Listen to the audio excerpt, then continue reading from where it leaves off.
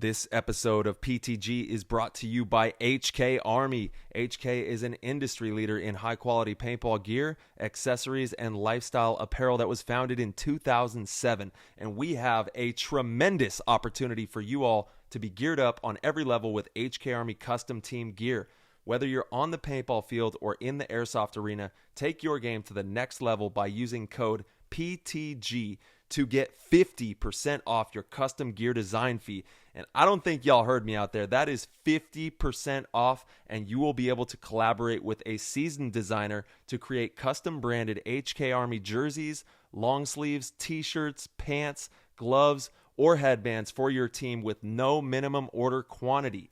Head on over to hkarmy.com/custom and use code PTG for 50% off on your team's custom gear design fee right now. Let's go. Thank you, HK Army, for everything you do in paintball, in airsoft, and in so many people's lives. We love you. Go check them out. This episode is brought to you by Lone Wolf Paintball. They are an amazing online supplier and have been around since the beginning of the game as Michigan's premier paintball field and paintball supplier since 1987. They are rapidly expanding into the online retail space and supplying everything you need to be the best paintball player you can be.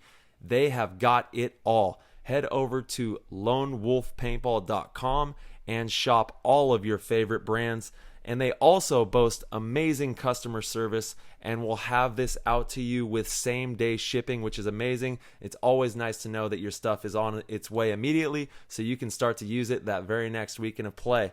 Check out their YouTube, Lone Wolf Paintball, and their Instagram @LoneWolfPB, and stay up to date with all of their deals and sales. Play the Game podcast is immensely honored to have them on board, and we cannot wait for you guys to check out lonewolfpaintball.com and become a part of their community.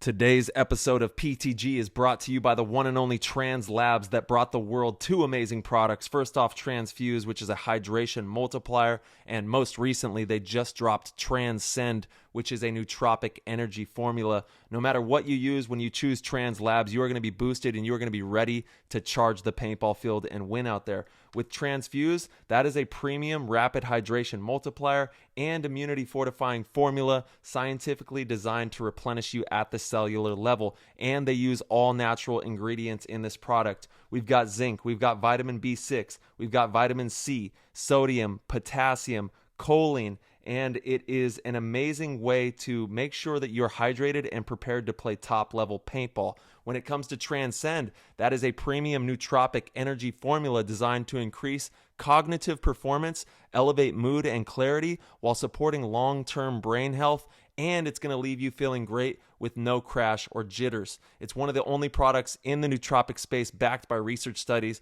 to ensure the formula is correct for optimal performance. It is more potent than anything on the market, and it will keep you charged and ready to win out there. I take one scoop, but if you're stimulant sensitive, take a half scoop, and if you want that LFG dose to launch to the moon, dump 2 scoops in your drink and you are going to be flying down that paintball field. Comes in 2 delicious flavors, Baja Blast and Skittles Candy for the Transcend. And for the Transfuse, they have 2 new flavors as well, Pineapple Express and Hawaiian Punched. So if you get a chance, head over to translabs.com. That's TRANZLABS.com. Use code PLAYTHEGAME and you'll get 10% off. If you subscribe to a monthly delivery service, you also get 10% off as well. So you can take advantage of 20% off on these products. Head over to translabs.com and give it a go. What's going on, PTG Nation? You guys are in for an absolute banger. Feels like it's been too long since we've had a show, but it was just last week. This one is seriously one for the books. We have the NXL European Finals MVP, Harrison Frye, who played with Joy Division. We have Alex Goldman, one of the best to ever do it, and Mike Hinman, who just made a massive splash by purchasing the USXBL Regional League. So that means the WCPPL is only getting bigger and stronger. He's got amazing things in store for paintball around the United States. So without further ado, we're going to hop in the show. See you soon.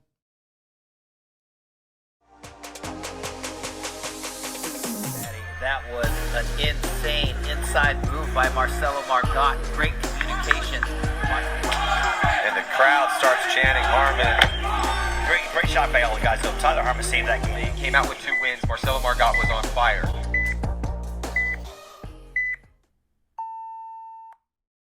What's going on, ladies and gentlemen? We have the NXL European Finals MVP, Harrison Frye, playing with Joy Division. What in the hell? A Dynasty player on Joy Division. He's over here with some extra hot sauce. Excited to have you on, Frye Dog. Welcome back from a big adventure. You were all over the globe just now. I went to Petra, which is pretty epic. I want to talk to you about that. And then dabbled in Amsterdam for the NXL Europe Event 1. Here I am. Yeah, we're here. Thanks for having me on the show. Appreciate it. It's always a pleasure to come on the Play the Game podcast, the premier podcast. Play the Glam podcast, baby. The premier podcast in paintball, right? Woo! There we go. That's what's up. Yeah, check out the YouTube. He's got his extra hot sauce with him right now too. It's crazy. What are we looking at here? What kind of hot sauce are we working with? It's just extra hot. I'm not gonna cover the label. Wait, what? No label? Yeah, we got a sponsorship conflict. Oh boy. I don't know. I don't know. It's not the usual Melinda's extra. I bet she cooked up some nice little tortillas right there. She looks like she makes some nice tortillas. Absolutely. That's some good hot sauce. Give it a go out there. Harry, talk to us about the adventure, and congrats, bro. You brought home the MVP out there at the NXL Europe, and Joy Division was able to take home that pro finals win. So let's talk about that. How was the trip? I guess, how was it like taking off and the flight to the event? Let's start there. You want to go all the way back? So the trip started actually, and I went to Mexico. So that was my first stop leaving home. That was 3 weeks ago. Went to NXL, played with my team down there, the Rangers. We actually took second place, which was a little disappointing. We lost in overtime to TJ All Stars. Who was it? Well, shout out to the Rangers. Shout out to my Rangers. My team in Mexico. I've been playing with them for the past 3-4 years now. We won a whole lot of tournaments. This time we got second, but yeah. So from there, took off. Took a week to Petra with my wife. We met up with her. I got upgraded from going from JFK to Doha, which was real nice. Baby. Yeah, I got first class. I mean, is that a necessary detail to share? Yeah, upgrade, dude. That's first class, dog. Dude, I was doing yoga on the plane. I had enough room on this plane seat. I'm telling you, this isn't business class. I know you guys don't have on Delta first class. So this is first class, not just business first. The seat goes, it's got the full lay down, right? And then it comes up and it goes 90 degrees. And now you got the window here and you can work on the computer. That's next level. I was doing down dog, up dog on the plane. Every dog was on the plane. It was great.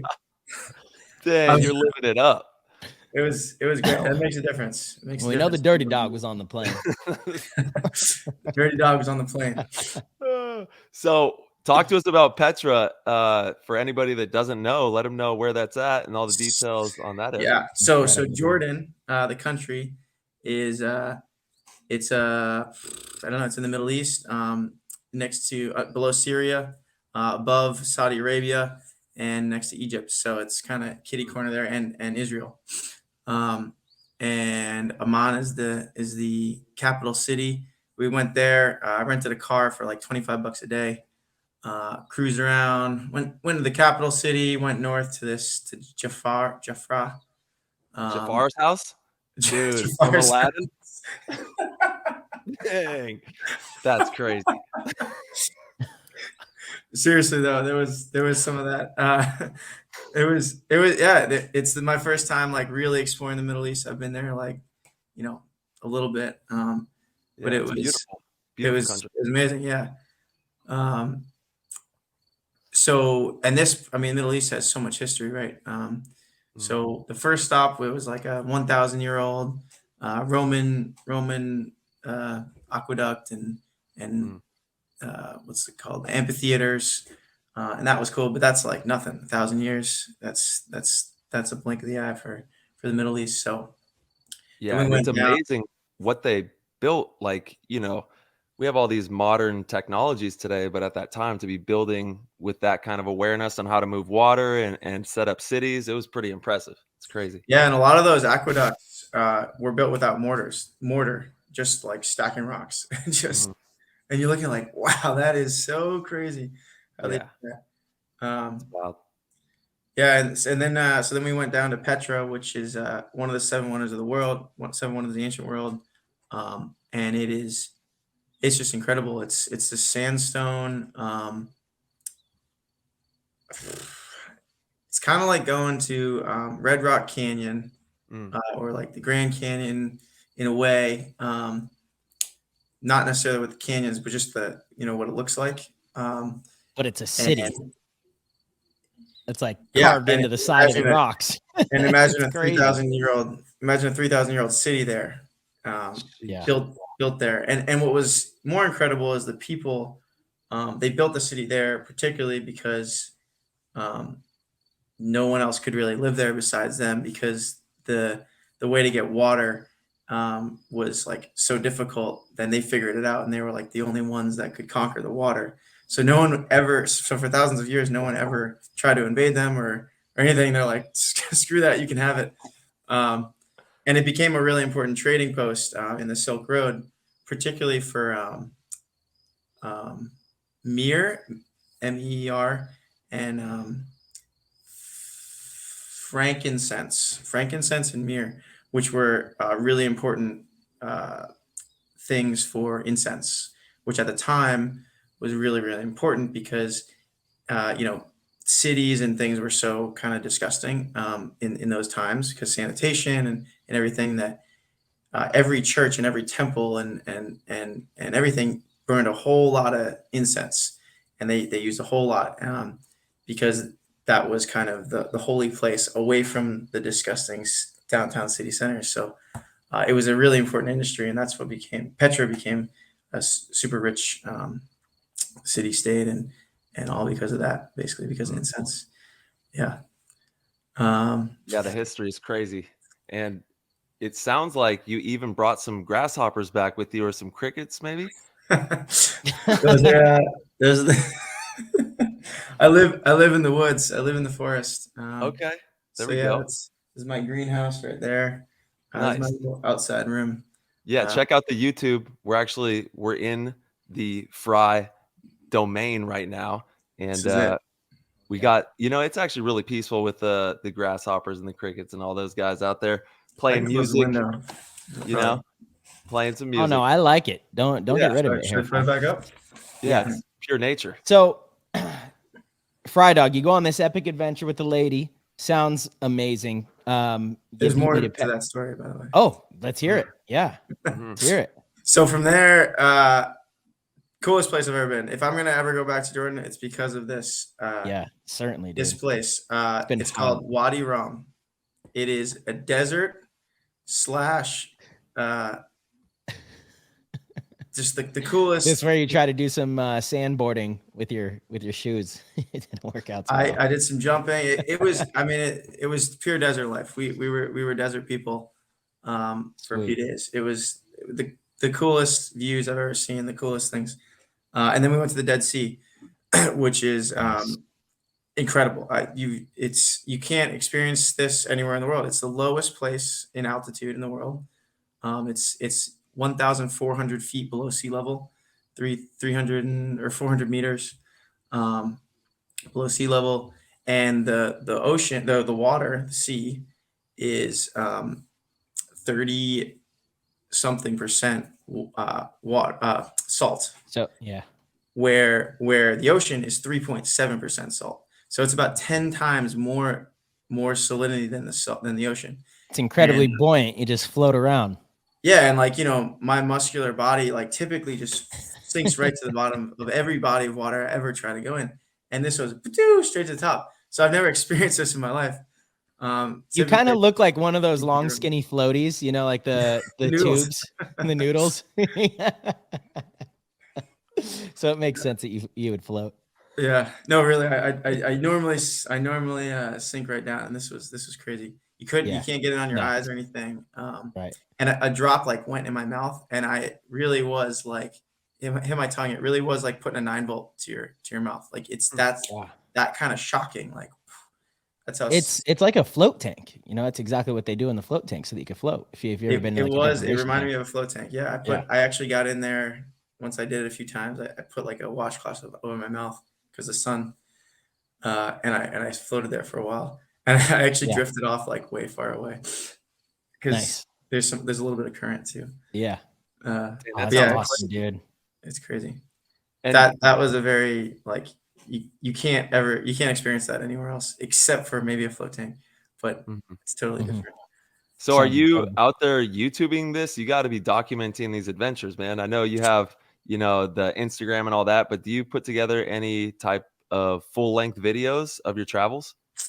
Yeah, so this has like been a constant kind of battle in my head over the years and years of traveling is like you definitely take something away by, trying to document everything and trying to Mhm. you take a little bit away from the experience. So I go back and forth with it. Of course. Of do I want to document the whole thing or just Totally. parts of it. So this time it was just some Instagram stories and stuff. And I'll be making some highlight stuff No, I love that. videos of that. So that'll be It's coming out. But honestly, dude, it's just allocation of time. Like, say, you're gonna Totally. be in that area for like whatever. If I know I'm gonna be somewhere for 8 hours, I'm like, all right, for an hour, I'm gonna hit the media. Boom, hit the Right. media. And then I'll be like, all right, I got 4 more hours to just like do whatever. And Enjoy the real thing, yeah. because it's super important for us to see that aspect of it and have that aspect of paintball out there in the meta, where people can watch it, see it all over the socials, and then share it. It gives a really good light on paintball because you're able to do this all from Does, yeah. paintball. So it's Right. tremendous to have those stories and to like. There's people on this planet that will never see the things that you just saw, you know. And if you could give them like a glimpse of it and have it tied to paintball, it just boosts the game. Cool. Thank you. That's some wide Yeah. words. Wise words, yeah. You're right. You You're know right. how we do. We just 100%. PTG. Let's go, baby. We're trying to. Media gang. We're not even in the Facebook group of the media gang. I actually am. Yeah. I'm feeling a little sad about that right now. I just realized throwing out media gang. They got a real media gang. We ain't even a part of that. What the hell, Oh, Ty? really? Yeah, we're gonna have to get in there. Yeah, media gang. We have to get Really? in there. I don't know. Yeah, I You mean think we like gotta all take. the photographers, everyone have Yeah, a Facebook? Yeah. 100%. Oh, Media gang is a thing. yeah, Oh, you're big in thing. it. It's Yeah, popping. big thing popping. Yeah, dude, that's epic, man. Harrison, it sounds like an amazing start to an awesome weekend. Which Yeah. you definitely want to dive into the NXL Europe first event. It was in Amsterdam for the first time. I thought it was awesome. They decided to have a new location. I think Amsterdam was a great spot. How was the venue? How was you played with Joy Division? That's also pretty epic. A Dynasty player playing with Joy Division. That's like kind of iconic. Massive rivalries back in the day. I'm sure you guys talked about it all weekend long. But how was the whole experience? Let's talk about the event. Yeah. And so I'd met those guys last year at one of the events. It was kind of just a after event. We had some beers together and we became friends. And then they kind of hit me up in the off season and said, "Hey, let's do this." So I said, "Cool. You guys are cool. I'm cool. Let's be cool together." Nice. And but it was the first time playing with them. So we met at Breakout Spa. So I went there the day before. Breakout Spa's amazing facility. Breakout and Outbreak both play there. It's in Belgium. And I spent the night there because I know all those guys too. And then woke up and my team was there, and then we played the day and had to learn all new codes, all new everyone's names and learn like their whole system.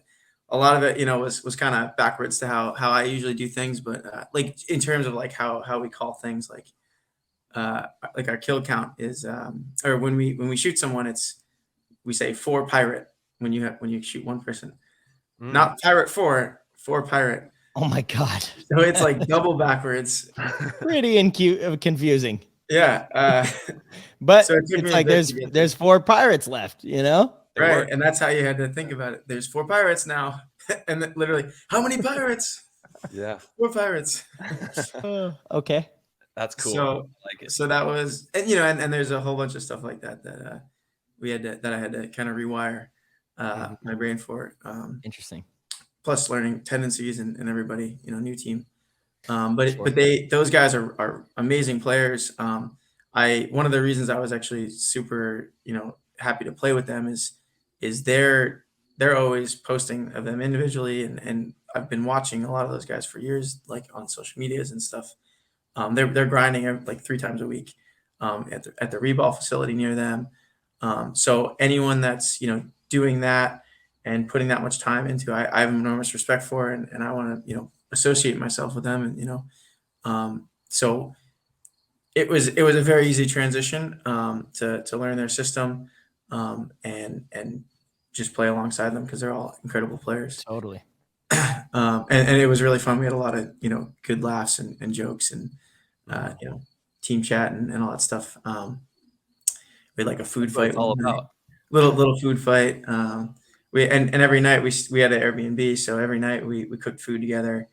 Um, anyone that you know, that did well that day was allowed to drink beer. I'm just, I'm just kidding. And it was, yeah, it was an easy transition. We the coach Garan was sleeping, and we came in with the paintball gun and dry fired it next to him, and he woke up. It was a funny, just little jokes. It's a Yeah, funny man. video. I'll be posting it. You'll be able to see it. Perfect. On the adventure. Yeah, on the Frye Ventures. Yeah. So we played. So we practiced the first day, then had 2 days of prelims. We went 2-0 the first day, feeling real good. Next day came out and played Verst at 9 a.m. And they smoked us down. Just we were not awake. We were not playing That's our who you beat in the game. finals. I didn't realize that. Damn, Yeah. that's actually, yeah, I like that. Okay. Yeah, they smoked us. So like for sure, hats off to them. They caught us with our pants down for sure. You know, gave us a reality check, and then we played Firm the next match and beat them. So ended up going 3-1. Got the draw for Sunday, and we had Bad Boys Os, which is was actually the home team. So they're from the Netherlands, and it was actually their field. So it's, you know, a little home field advantage. First game on Sunday, they actually they went up 2 points on us, and we had a minute left, and that field was really slow. Yeah, and we scored the first one in like 15 seconds and had a 45-second point the next one and won. And then what happened? Then we went to overtime and beat them. Oh, Dynasty Magic, baby. It was Yeah, in it's full just effect. find a way, right? Yeah, Um, I love it. yeah, and then we played the next match. We had a break. We got to watch, you know, who we were going to play, and it was PP Arena who was playing Outrage, and we were going to play the winner of that. And Outrage won. Sorry, Wow. Carnage, not Outrage. Carnage. Okay, that's what it is. Yeah. Carnage. So Carnage, they're a French team. Typically very slow team, really good teamwork. You know, really good on the switches, really good on baits, on everything. And you know, we saw that. And we actually ended up playing the same kind of game as them. Really slow talk game, and just beat them out on it. It ended up being a tie, and there was a minute left or something, and they were coming. They were pressing, and we were trying to hold and go for overtime. And one of their players, he was in front of me, and he ran, and I shot him, and I kept shooting him, and then he eventually got a ball in my hand, and I was like, "That's a major." And the rep behind me saw it, and I'm like, "I'm hit on my hand," and he's like, "You're right, that's a major." And then we won the game because of that. Ooh. Yeah, it was a little spicy. Ooh. All right. But so little lesson there. Make sure you know, you show that you're hit in that case, because But be careful with talking with the hit on you. Yeah, right, for sure. I mean, I was always screaming a it the tough whole one, right? way. It's like that's like That's the good, rule, that's but good. it's like, I don't know. I hate when refs throw penalties on that when it's like heat of the moment, you know, two players engage and that happens and you get like a talking penalty. That's super lame. For sure. Yeah. Yeah. Definitely Yeah. happens. Talking penalties. They're pretty good with them on the pro field. Mhm. Yeah, I agree. I agree. Yeah. And So also, yeah, Harrison, I who want went to to finals against first? Yep. Yeah, before you go into the finals, I just want to talk to you about adapting to, you know, a new team on the fly, new codes, and how you did that effectively, because obviously you did a really good job with that to go into the camp, do well with the team, place first, and then in the finals as well, you played out of your mind and you got the MVP. So, what are some key takeaways that people who tune in can use? Because there's people out there who do guests on teams. How do they adapt to that team the quickest? I don't know if there's like a little formula you got or the dynamic and make that kind of a seamless transition. Yeah. So the first thing I asked was, and the first thing I always ask is, hey, where does the team need a gap? Where's our gap in the team? Where can I best fit? And maybe it's not my best role personally, but it's the best for the team. And I think that can go for anyone. So maybe I'm not the best back center player. I'm definitely not the best back center player, but if that team needs it, I'm gonna do it, right? If we got all front guys, then I'll play that. Um, and so that was the first thing I asked, and um, also just buying in on all the codes, even though they were kind of funny and funky. Totally. Um, Mhm. there was some kind of mandatory things where I was like, this has to change, or I actually added two different things that ended up really helping us. But I didn't, change kind of anything that was functioning for all them, because What were it's those much two things? easier for me to learn than Mhm. five other A guys whole to team. learn. Yeah. Right. Of course. What were Um, those two things that you incorporated that they didn't have? so kill on the left, kill on the center, kill on the right. For So awareness. Yeah. different teams use different words, but those, it's really easy to say kill one, Mhm. or pirate four in our case. But it's teams that have kind of that next level of communication already know where that kill came from, and that's a lot of teams have left, right, or left, middle, right kills. So that was one of the first things I added, and then there was a bunker that was on our side that I added a name for, which we didn't have. A lot of teams don't put a name for the bunkers on your side of the field, and those are sometimes the most important. Like, you need to Yeah. prepare for when the other team's winning a point and how you can, come back and fight back from losing that point. It's such a Mhm. simple thing that, it just gets overlooked. Yeah, for sure. At least some kind of code that understands, like, it's Totally. bad. Yeah. But yeah, I think just full buy-in on well, mostly full buy-in on what they had in their system, and then asking where am I gonna be best? Where can I help everybody the best? Mhm. Yeah. And then offering what I thought was kind of mandatory things, Dry firing. I like Dry it. firing in the and coaches. making sure the coach didn't get any sleep by dry Perfect. firing. Should I maybe I can show the video? I love that. That's what it's all about. All right, so let's dive into the finals. Talk to me about the finals. How did it go down? So yeah, we were like very well aware that Verse was probably feeling confident because they had beat the pants off us earlier on the day before, which was kind of our advantage in a way, because we didn't really show them too much, and again we were sleeping when we played them, so they had a really easy game against us. Um, that being said, we knew what our strengths were, and we didn't really change too much. Um, we just kind of executed our game plans. We were feeling good about everything we were doing, um, and we were just hitting our shots, and we ended up going up 2 points on them pretty quick. Well, the first point was pretty quick. The second point ended up being actually 2-on-3. It was me and Kim against three of them, and we ended up pulling that one off, which was pretty tight.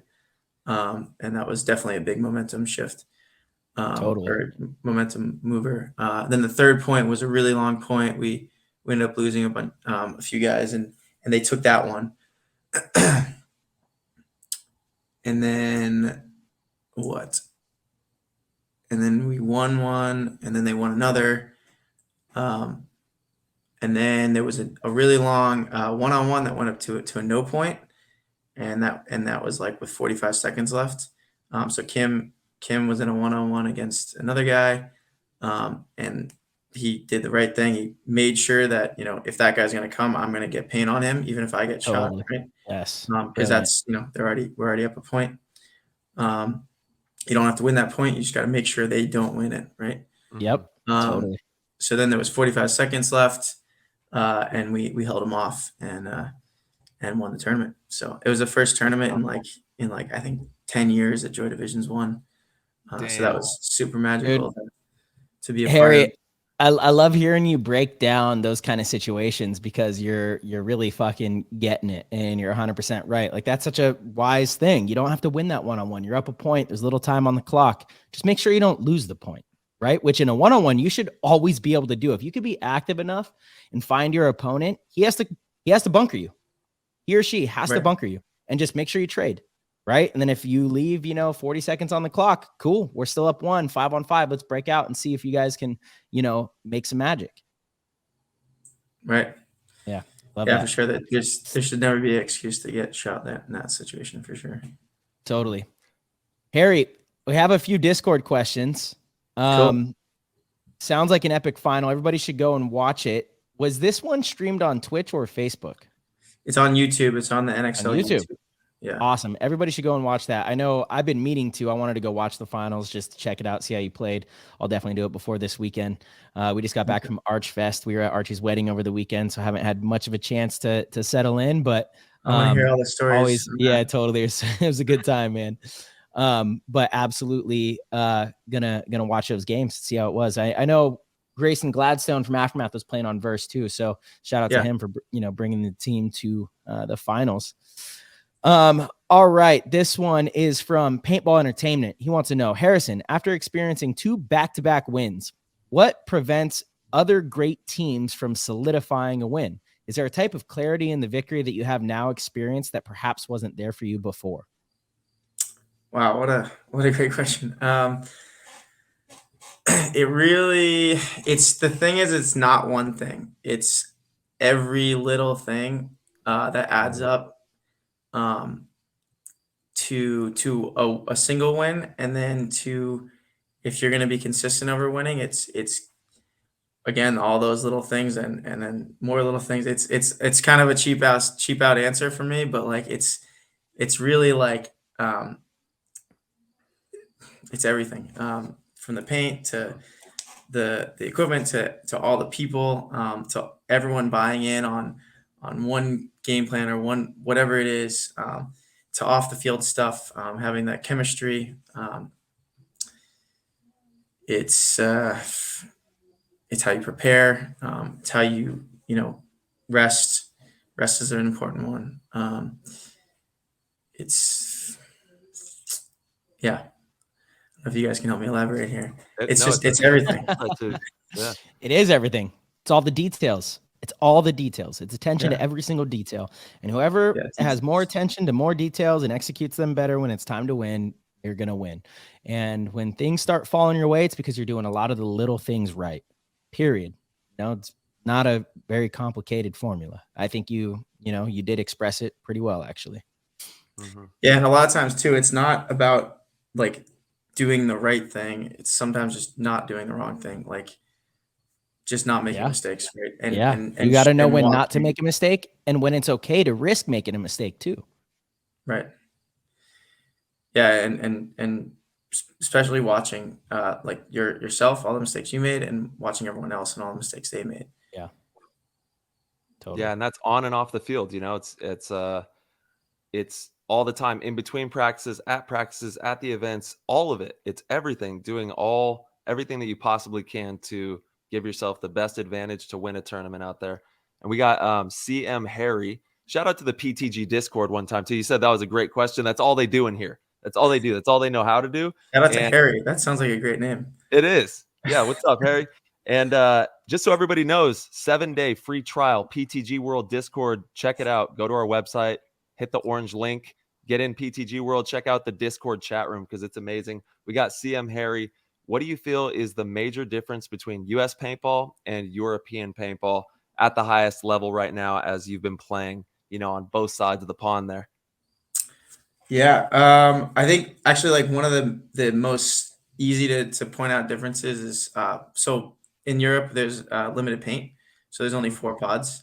But even without that, it's very evident that in the US there's a lot more like holding zones, where in Europe it's a lot more of like shooting at guys. So Yeah. that's one of the kind of the major differences that I notice is like there's not as That's much paint in the interesting. air.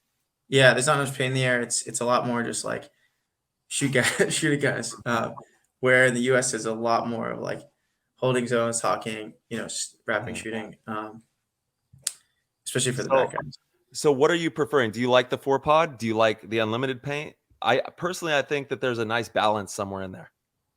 Yeah, I think actually 4 pod. Personally, I think it's good for overall paintball, where if every team can practice more points and be limited on their paint, and that would either increase their day or decrease their budget. I think that's a good thing.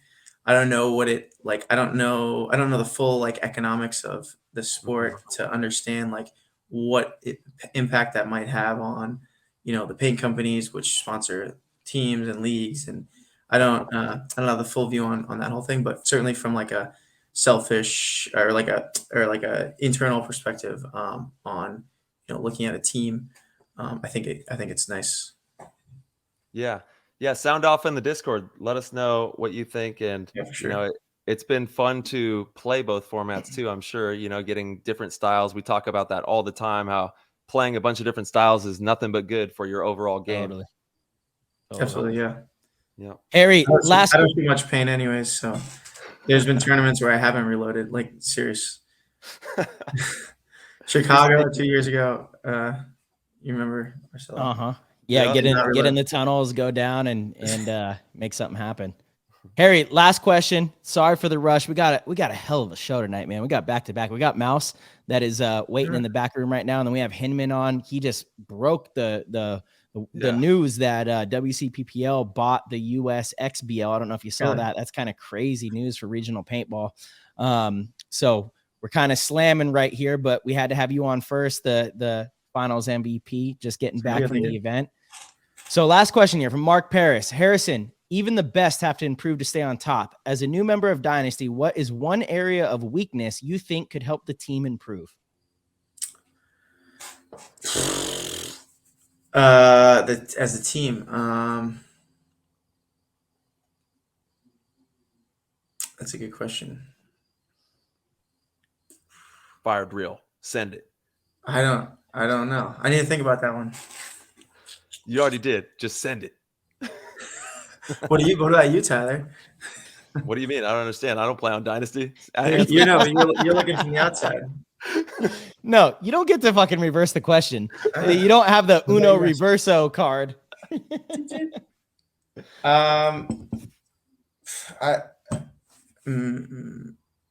Man, everything is so good.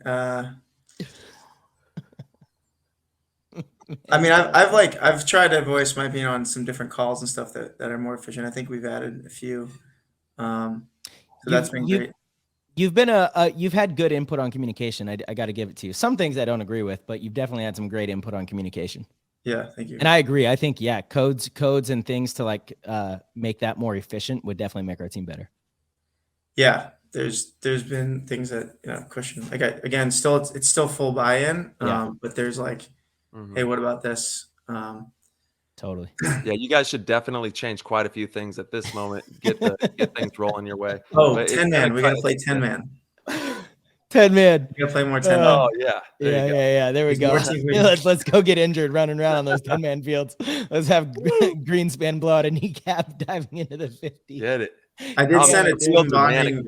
I sent a really funny Instagram video that I think we should do. It's a team bonding video where they have kazoos in their mouth and they're like slapping each other with rubber bands and they're trying not to laugh. And if they laugh, the kazoo's going.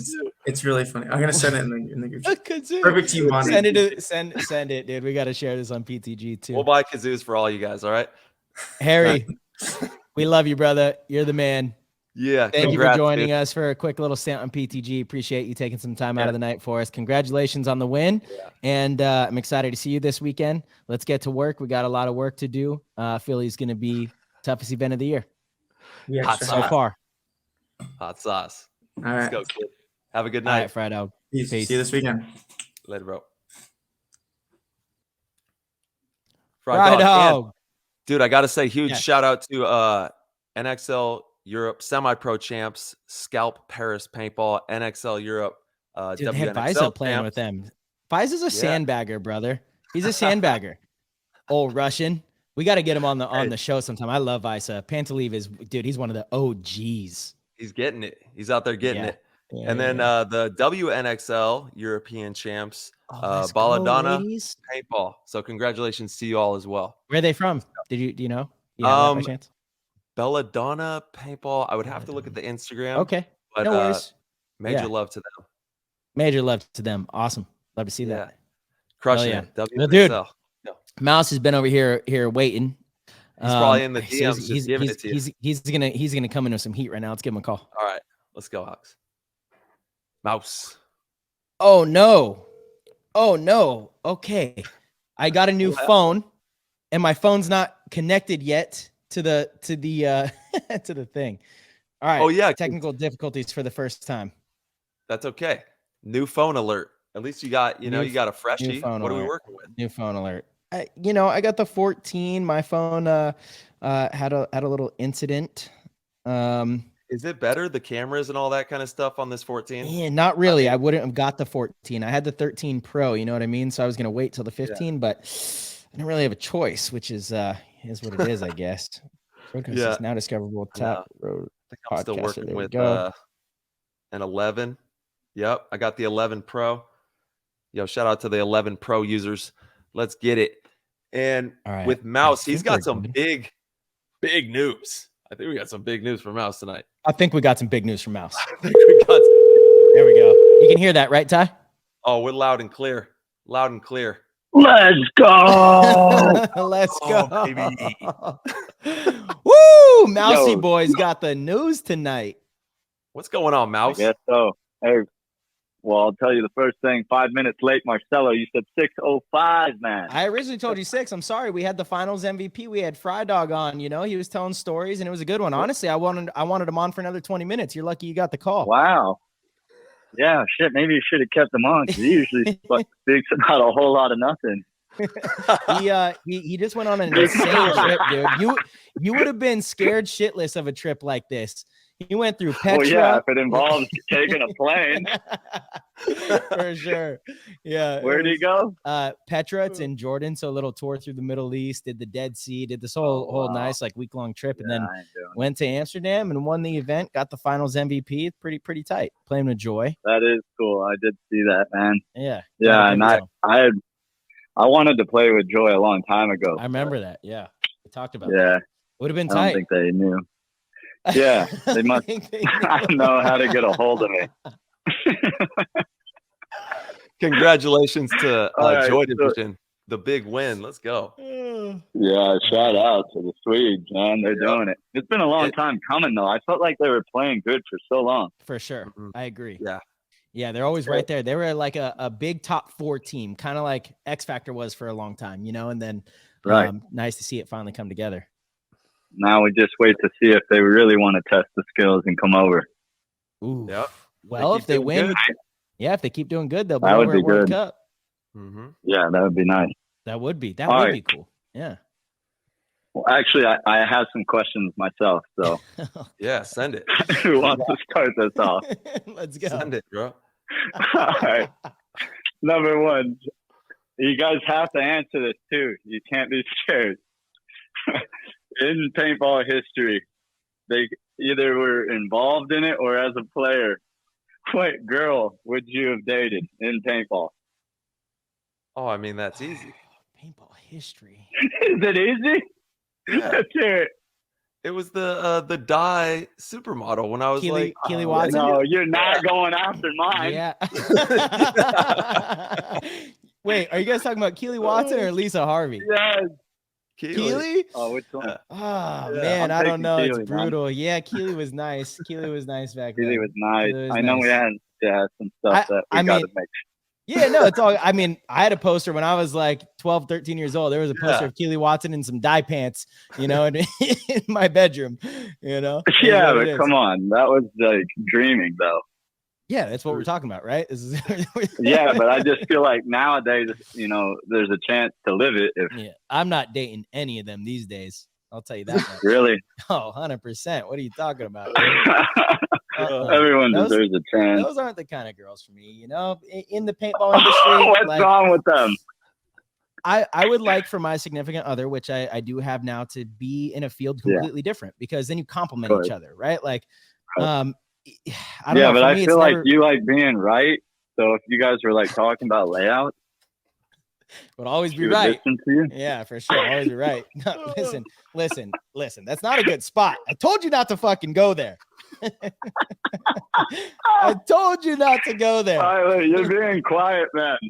I'm just thinking about these NBA games. You been watching them? Dude. Swift with the conversation change. Yeah. No, I'm serious. You've been watching Yeah. these games, right?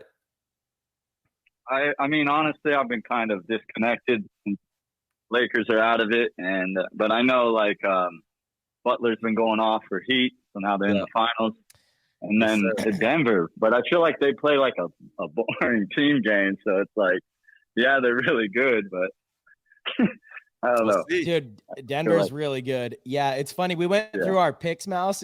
I know you bet with your, I think it was with your work, but we were so off. I know. Not even but close. No one was close. Nobody was close on that. That's crazy. That's crazy. Yeah. Yeah, game 6 was a good one. All and right, then what else we got? Celtics just completely dropped the ball at game 7. That was no good. God, you come back 0-3. You might as well seal the deal there. Well, what sucks At about home. that, so dude, I put $100 on the Celtics to win the final. I put $100 on the Lakers to win the final when both teams were down 0-3, and I put $100 on a Lakers Celtic final. It would have paid out like $14,000. And dude, the Celtics come back. They're the first teams. There were 3 other teams that have come back from 0-3, and then they lose game 7. But game 7 was always on the road. This was the first game 7 that was at home for the team that was on the comeback. I know they had such a big chance. If Tatum didn't like kind of roll his ankle in the first part of that, I think the whole game's different, dude. That changed everything. It shouldn't have he still should have been. I don't know. Maybe the coach should have pulled him, because defensively he was useless, and the Heat just kept attacking him. And like maybe he needed to figure out who was ready to step up on the bench. Yeah. What about the NHL? Have you been watching the NHL? The Vegas Golden Knights. Isn't that's right, dude. Yes. Oh, I've been watching, dude. My whole Vegas team. My Vegas team, Mouse. Vegas Golden Misfits.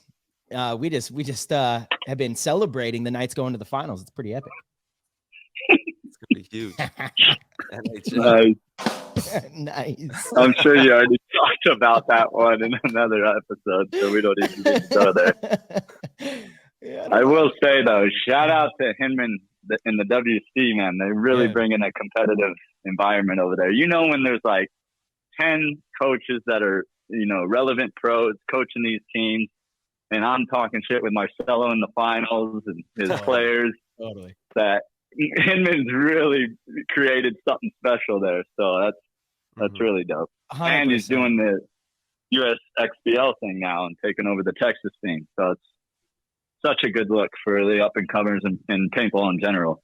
100%, dude. Mike is absolutely crushing it for tournament paintball in the regional sense. And, man, I just, that the fact that he just bought the USXBL, and we're actually going to have him on here in about 10, 15 minutes to kind of, talk about that kind of stuff. It shows that he's going to try to do something special with regional paintball. And I'm really curious to see what, he has on his agenda, because, we both know Mike, he's a go-getter, for sure. He's got something up his sleeve for sure. And it's good for paintball. I know that, You know, he's got the best interest of paintball players at the forefront, which is why his league does so well, you know, here. And so, yeah, I'm pumped about all that. Definitely. Yeah. And actually, it's funny, like, going off that while we're, I guess, talking about him. So, you know, we've been having meetings through this break on Diesel, and Mark, you know, kind of brought it to everybody's attention, like what we need to improve on. And we're all on the same page at this point. Like, we just all want to do better. But one of the things we felt like was lacking, that wasn't on the field, was management and coaching. And I think I brought that up a little bit on the last episode that we were talking on. But he had mentioned Hinman, and you know, like, Thicka and certain guys are going to be skeptical because they have that history with him, and they know what comes with Hinman coming on board. Yeah, you know, totally. But I had a conversation with Hinman actually earlier today, and it does make sense. You know, he says his approach would be way different because his money's not invested in it. And not that he wouldn't care as much, but he was giving an example when he was paying for all the funds on Aftermath and he had to deal with certain personalities. And I'm not going to use the names he did, but it would just exhaust him because he would have guys that he felt were selfish and didn't appreciate how much he was putting into the team. So then, yeah, you would see Crazy Mike come out. Bro, what? Are you breaking news? Is Mike Hinman going to be coaching you guys? Well, so I can't say that it's guaranteed because it's really like, it's almost like a tryout for him, I feel like, this weekend to see how it goes. And actually, even bigger news. So while we were having that meeting, Mark was kind of saying like he was willing to step down from playing to coach. And we're like, dude, you already told us you only have so many years left as a player. Like, we do not want you doing that. If we're going to try to really do this thing and we do, you know, put ourselves at some point to give us a chance to win, you got to be there as a player with us. So, you know, and he was saying like he only was going to do that if we couldn't figure out another option. So then Kyle speaks up and he's like, to be honest, like, I have grown even bigger passion in the game of paintball as a coach now currently than he has recent times as a player. And dude, Kyle's a great player, but I definitely agree with him. There's something about him, and I've seen it now firsthand at this last event. When he's coaching, you feel like a different energy from him. He's totally invested and locked in at these tournaments. And that's just in divisional at one of Mike's tournaments. So I can only imagine the effort and energy he would put in if he was coaching our team or just any pro team. And I know he wants to really dive into this and have a chance at a coaching career. And I know this is his chance right here. So we're going to try to, this weekend, obviously too, that it's not a layout weekend. We're going to try to experiment some things here, but I think, things are headed in the right direction. And it's weird because, like, if you think about it, we're like almost mid-season now, and we keep making drastic changes.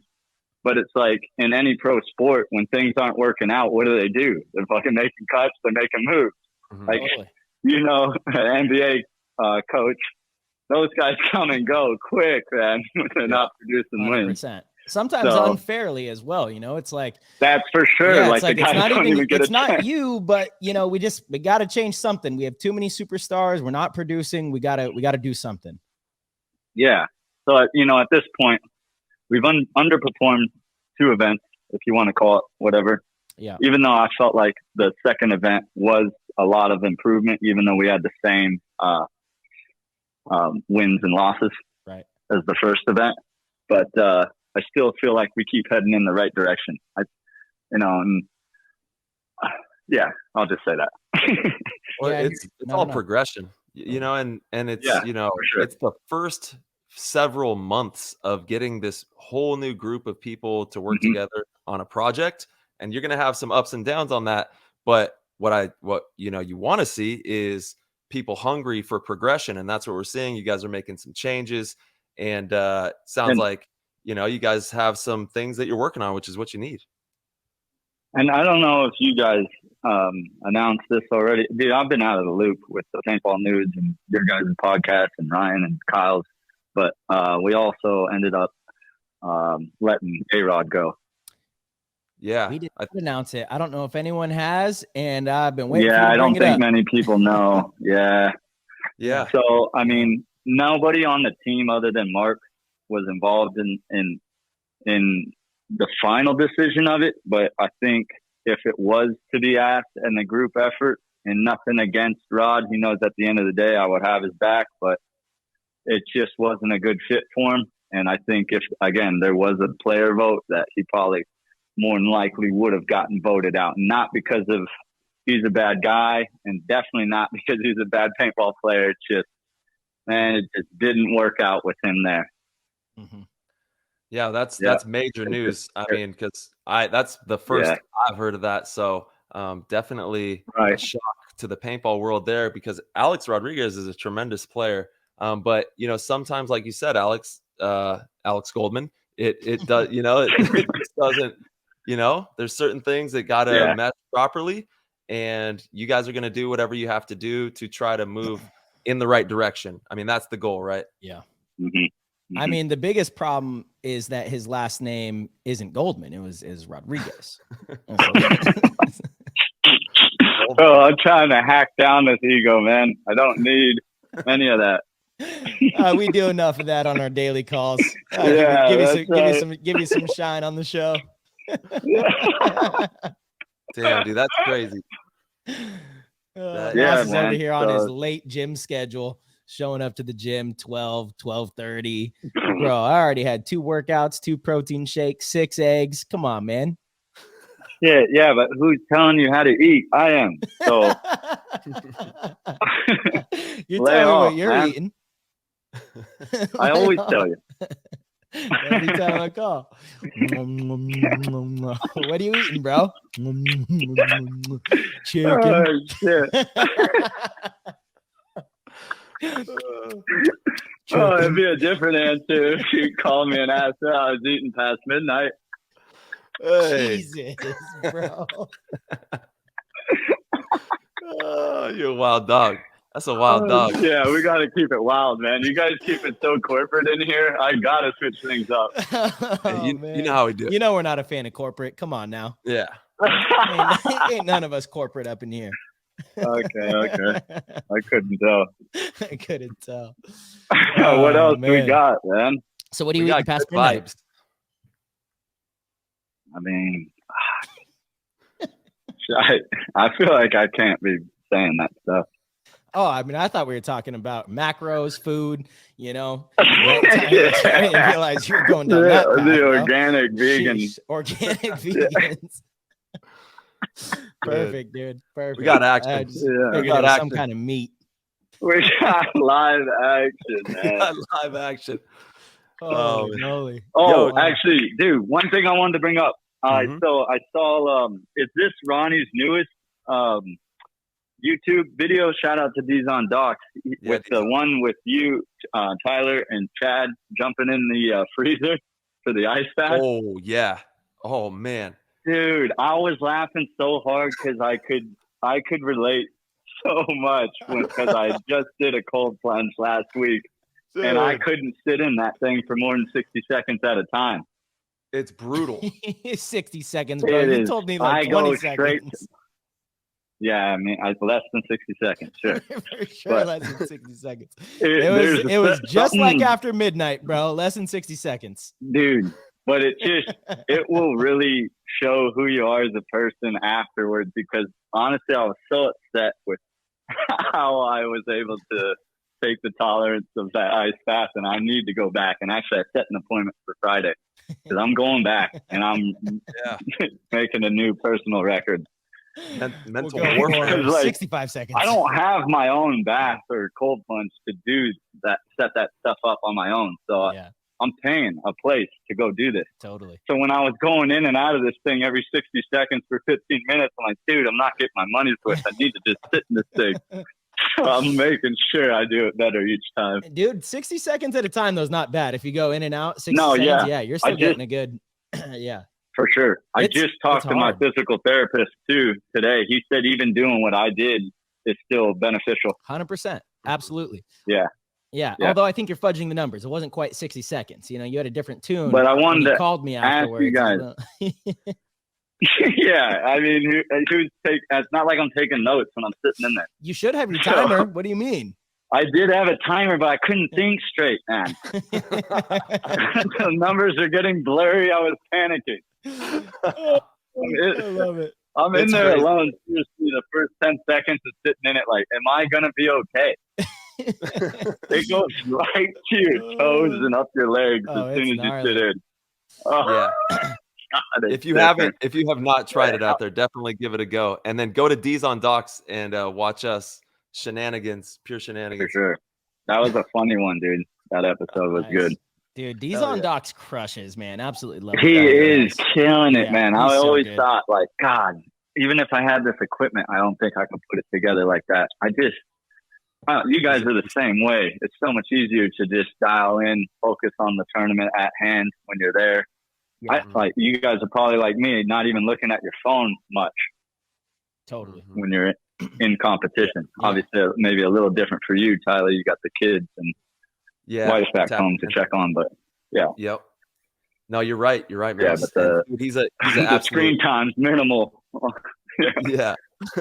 No, Ronnie is crushing it. He's actually got a new headband that's going to be dropping too on HK, so be on the lookout for that. That thing's going to be insane. Yeah, tigerwear.co. Hey, let's go, baby. A free plug. And That's exactly support right. my boys. Hey. Support my boys at tigerwear.com. Now, see, Always. we got a special guest in the building. We got Who do we got? the main event, the big Da-da-da. Papa, bringing him in, Hinge Daddy. boys? There he is. Oh, Mikey. Oh, the man of the hour. Damn. Mouse, it's been a while since we talked, yeah? Yeah. About 6 hours ago. Yep. Yeah, buddy. Tapped in. Heard you guys All got the some kids stuff are here. cooking. What's that? Heard you guys got some stuff cooking. I think I'm going to be out of practice with you guys this weekend, yeah? Nice. Love that. Party time. Nice. Yeah, I was Love just telling that. him I was squaring up with you at the tournament, but you backed down. Oh, yeah. No, that's for sure how it went. Yeah. Yeah, I could see that. Hey, Tyler, Mystery just like shows. when our kids square up on us, right? We're like, oh, you're so cute. Dude, you're the godfather of this crew right here. I mean, you put a lot of game into all three of our paradigms on knowing how to navigate, and it's super exciting to see you making some big moves, dude. Acquiring the Thank you. USXBL, bro. That is major. Yeah, man. I mean, it was time. I mean, on all three of you guys, who would have ever thought this is where we would all be sitting, right? Shit. Way back then. You know what I mean? Like, Yeah. I It's think just- we all did, actually. Oh, is the I would have thing. always known I was going to be the best, but there's Let no 'em know. surprise right there. Let them know. Dun, dun, dun. Actually, we would have expected probably you to say that, Marcelo, but now the role has reversed, and it's oh, he knows. Yeah, I just let the He medals. knows if we get I let the medals and isolated, everything man. show for it. That's, that's all Yeah. I gotta do. Yeah, It's I gotta sit it's back, real bro. fun when you got the whole squad on the same page and has the same confidence. It is hey, but pretty I'll cool. get I my will give soldiers Mouse there. credit for this. Over the years of the teams Mouse has played on, like when you went to Infamous, their only big win came when Mouse was on the team. That's not a knock at Infamous. Totally. I'm just saying there's an argument to be made wherever Mouse has gone, production has come with him. 100%. Without a doubt. You know what I 100%. mean? That's why you pay him. That's why you pay him. Yeah, Say this, that's why man. you pay him. He's buying me Chick-fil-A when I'm out there. Oh, coaching. Come on, Mouse. that Break saying's bread. so funny when I hear at tournaments Maddie saying that. That's why you pay so and so. I heard Joey Blute say that about Keith last event when he made that move. That's That's why you pay him. Keith. And I just wanted to ask, how much is he making? Yo, Mike, what's the All relative. Chick-fil-A? What's the Chick-fil-A order? I gotta know. What are you going with? I'm choosing the spicy chicken, you know, or Chicken maybe noodle soup lately, right? Like I've been Chicken trying to noodle keep down on the breaded chicken, but yeah. as you get older, everybody Yeah, will see no summer's matter coming. what you do, pounds just come on the frame. You even look at one of those spicy sandwiches and you're like, fuck. when we were in Dallas this weekend, Tracy and I, like, we drove by some Cracker Barrels, and it was like, Ooh, no, you can't pass that up. have you? We didn't go. We didn't go once. Bruh. That's brutal. That's a staple. That was a Yeah. staple. I was a staple. Who's Tracy? Yep. Dude, The one that runs the W in Marcelo's face says it all. A, my girlfriend, and B, the one that runs the league. Jesus. dude. Damn, hear you she's now, probably the Mouse. one that gave me the wristband. Yep, the one that Yep, gave you the wristband. That's the one. Because you were Alex Goldman. She's Shout like, out to Tracy. she's like, I just gave Alex Goldman a wristband. My life. Oh. Did she? No, She said that? no. Just gave the second best player a wristband. Damn, dude. Epic. You got one from her too, Marcelo? Who won that event coaching? Yeesh. Ooh, Yeah. Big Daddy. Dude. Oh, that was. If Vegas I was Golden Knights, full-time baby. at the helm. If you were full time at the helm, No, Kyle was killing it. you couldn't mess with that opener, dude. The opener was you guys. That was great, dude. The pin move. The God. pin move to your Head to side. their side. That's old X-ball First play. tactics right there. Old That's X-ball, dude. Yeah. Setting Throw it them up, back. setting the next moves up. Yep. Throw Those it are back. OG moves Yep. right there. I'm like, That was damn. the KC shuffle. Exactly. That's so funny. That's exactly what it was. And that's what I told my team afterwards. I Yeah. was like, man, you guys know where that came from? It's from Crunch. From Sean McDonald. Yeah, exactly. Yeah. It was like 07 World Cup or 08, 07. Yeah, Yeah, 07. 07. Sent them to their pin multiple times. I love that, Mike. They'll never You know, think- I'm they'll not never gonna think lie. they'll do it twice. Yeah. I'm not gonna lie, Mike. I originally I wasn't a fan of the idea to bring back the X's simply because I'm my belief is if the game wants to evolve in a certain direction, let's just all do it. And then when we got the layout and we were at the field and you were watching games, dude, it was epic. It was awesome having the X back. And honestly, it reminded me, it brought so much skill back into the game and teamwork. And from the sidelines, like you could see the whole field. You could see everything. Everything wasn't blocked out. You couldn't just close your eyes and run to a 50 and get lucky and shoot 3 people. I completely did a 180. Huge fan. You absolutely made the right call. And damn, dude, I mean, I hope you have more events like that with the X. I'm sure you will. Well, yeah, I mean, with our league, right, with the WCBL and now the USXBL, we leave it to the players, right? We can either go with the standard NXL kit, which we have, or we can go with the big X kit. And obviously, I think we'll still use the wings. The brick becomes difficult, right? Like I jokingly said, if we put the X on the field and the 2 big bricks next to it, it would turn into Trump's wall, right? And that wouldn't really be fun. You'd just be running into the 50 trading down with each other. Totally. But, you know, I think it comes back to many years ago when we got rid of the sideline coaching. A lot of these kids had to learn how to play paintball again, right? Like there was a lot of guys that even through the aftermath, Danny Parks and guys like that great dudes and good paintball players, but they didn't have the full IQ from being on Bob or being on Aftermath and catching clipboards or whatever it was. Like these kids just didn't, we were all just looking for fast at that point, right? Like we all know it. Aftermath, we had kids out there where you're like, yeah, that fucking kid's not that good, but he's just quick. The coach could teach him how to play paintball. Now that there's no coaching, kids have to learn how to play a different style of paintball. The IQ, I think we all know, Tyler, like out in Arizona, I'm sure you see it. Marcelo, you travel all around. I know Mouse sees it, but nobody's as smart as Mouse. The IQ of these kids, like the D3 and D4 kids, have gotten smarter. Yeah. 6, 7, 8 years ago, they were just dumb as shit. You know what I mean?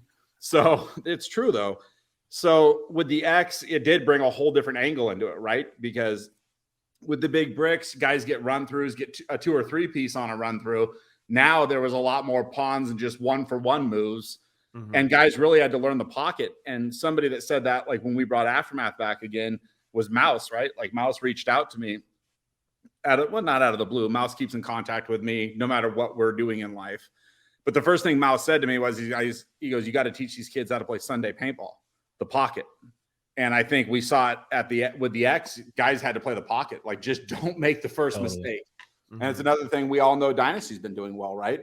Even if they take this way or you guys will double 2 bunkers and put a 3rd guy somewhere else on an island and work your way out of it. But at least, and Marcelo, we talked about it, right? At the event, guys were just sending people to their death. And you're like, man, keep 5 guys alive and work our way out. You've got to be ready to play the whole game in first gear. But if we get a couple kills, it might be time to drop it in fifth and go. And, you know, coaches, scouts, if you saw guys, you know, playing outside, not back through, I think a lot of young players struggle with that too, right? Everybody's watching the snake and the Doritos, but there's nobody out on the outside, the 1 or the 5 gap looking back through for somebody coming to their pin, right? Or coming through the X. Or Josh Hallberg on Collision that played for us was having a field day going through the Dorito side of the X. There's times 5 bodies alive. He's standing on their 30-yard line, just gunning people down. So it was a different dynamic. And I agree with what your thought process is, Marcelo, on like standardizing the game and making it the same everywhere. But the other tough part about this, there's other sports, you know, golf, stuff like that. Like we could have all grown up next to Pebble Beach or St. Andrews or Augusta or whatever the course is. And while it's one of the coolest courses in the world, it'd still be cool to play something different. Yeah, so I totally. think with paintball, and when we all started playing this, wherever Field Velocity or whatever it was, SC Village for Mouse, like they had different walk-on fields. So I think we got to kind of balance that out. Is it better to go with just one layout on reheat? But even for WC, when we do a layout, you hear somebody say it's like Chicago 3 years ago or Philly 2 years ago, because there's something that kind of looks like something we've already done and reheated. So I think having, you know, and especially for us using the blind layout, I know you're not a big fan of it because my theory to Dynasty is your guys' IQ is higher than the rest, a lot of the other teams in the league. So whether you get 1 weekend or 2 weekends or 3 days with the layout, your ability to process that information and not make those mistakes is higher than your competition's. But the blind layout, I mean, there's a lot of good things about it, you know? And the other side of that coin is with a blind layout and teams not getting a chance, you will have more NPPL style, like where Legend wins an event. I mean, Jerry was playing good and Damian was playing good. Let's be real, a lot of those guys in X-Ball would get crushed.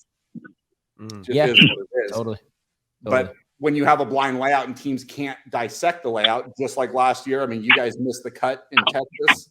Ironman got second in Sacramento, which was the best they did by about 15 spots the rest of the year. There's an argument for the blind layout. Mouse, There you is, for sure. Yeah, I was just gonna say, I just had to mute Mouse. Mouse, what are you doing over there? You lifting weights? Oh, sorry. Just cleaning up. Don't forget, you're still on the show, dude. No, I know. Hey, actually, I want to ask Mouse. Tuna cans together. Yeah, you oh, Mouse. What's your take on the blind layout? I mean, at the end of the day, it's all paintball to me, man. I don't really overthink much of it. I mean, look at this last event in Texas.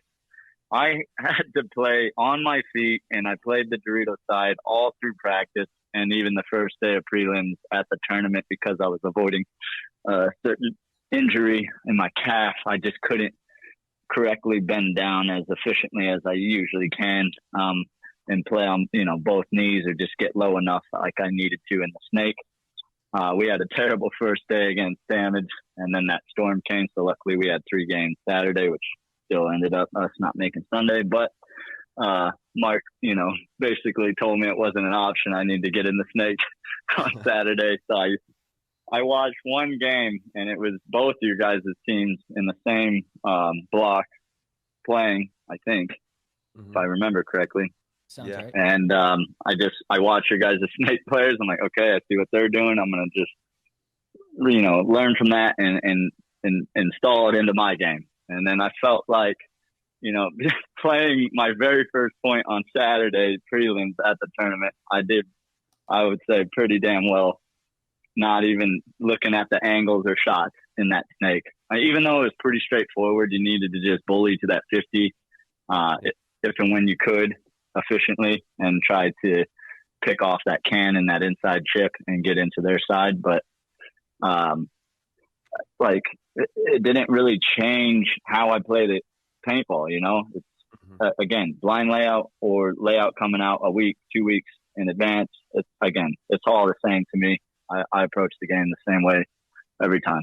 And you're playing on the Dorito side, so you're playing against that position, and I'm sure you're walking down the snake looking at shots from what they have, so you have a really good idea of what's going on there. And it was badass to see Mike throw the X up. It's like refreshing. The internet was kind of going crazy over that one. Yeah, we were stoked. You know what I mean? Yeah. We actually bought them back in November. We just added a 4th field at event 1 last year, and we only had 3 sets of them. So we had to wait to get another set air freighted in, which was crazy expensive. But it was fun, right? And that's what it should be. I mean, there's also levels to it, right? Like on the regional level, as much as we want to sell to these kids that they're going to be like U3, it's a tough sale. You know what I mean? And like, guys that play NFL football aren't the same as us throwing the football on the weekend, and regional leagues should have more fun. Because, you know, you go to, I mean, same with the 20 teams in the pro division. Oh, sweet. I got Marcelo with Dynasty and Revo. Like sometimes I know the NXL has done their best job not to do this, but you catch the same team over and over and over again. And you're like, fuck that. You're thinking about the intricacies about how the other guy plays, as opposed to a layout where you're trying to figure out, like back in the 7-man days. There was an Angel A bunker that was 3-sided. You could go inside of it, like, right? Like it was completely a different landscape. And to me, I just think that was a lot more fun.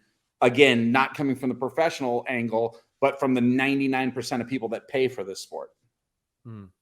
Dude, I've said for a long time, I think the divisional players don't have to play the same exact way that the pros play.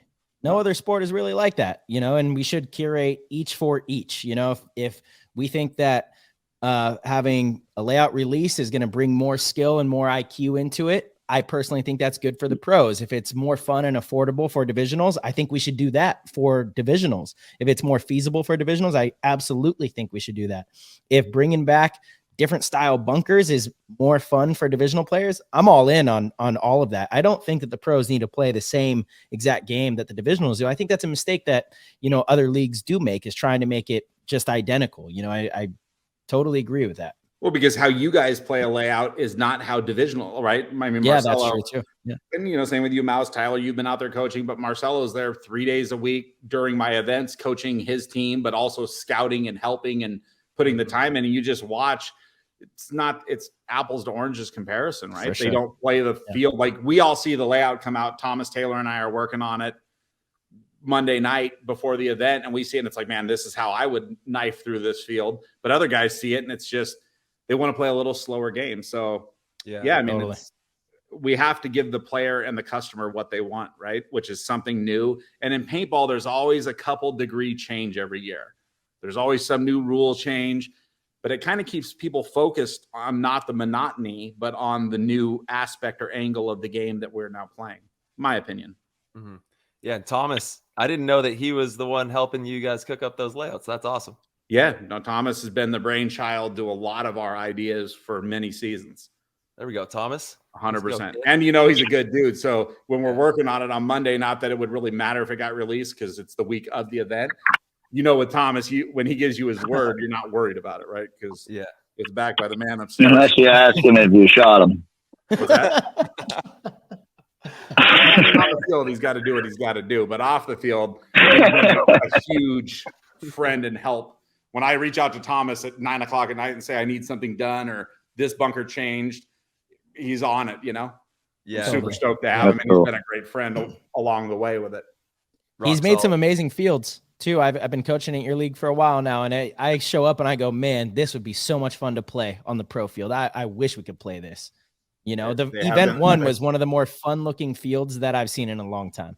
Yeah. So many different angles through it. Yeah. So. Yeah. So, yeah.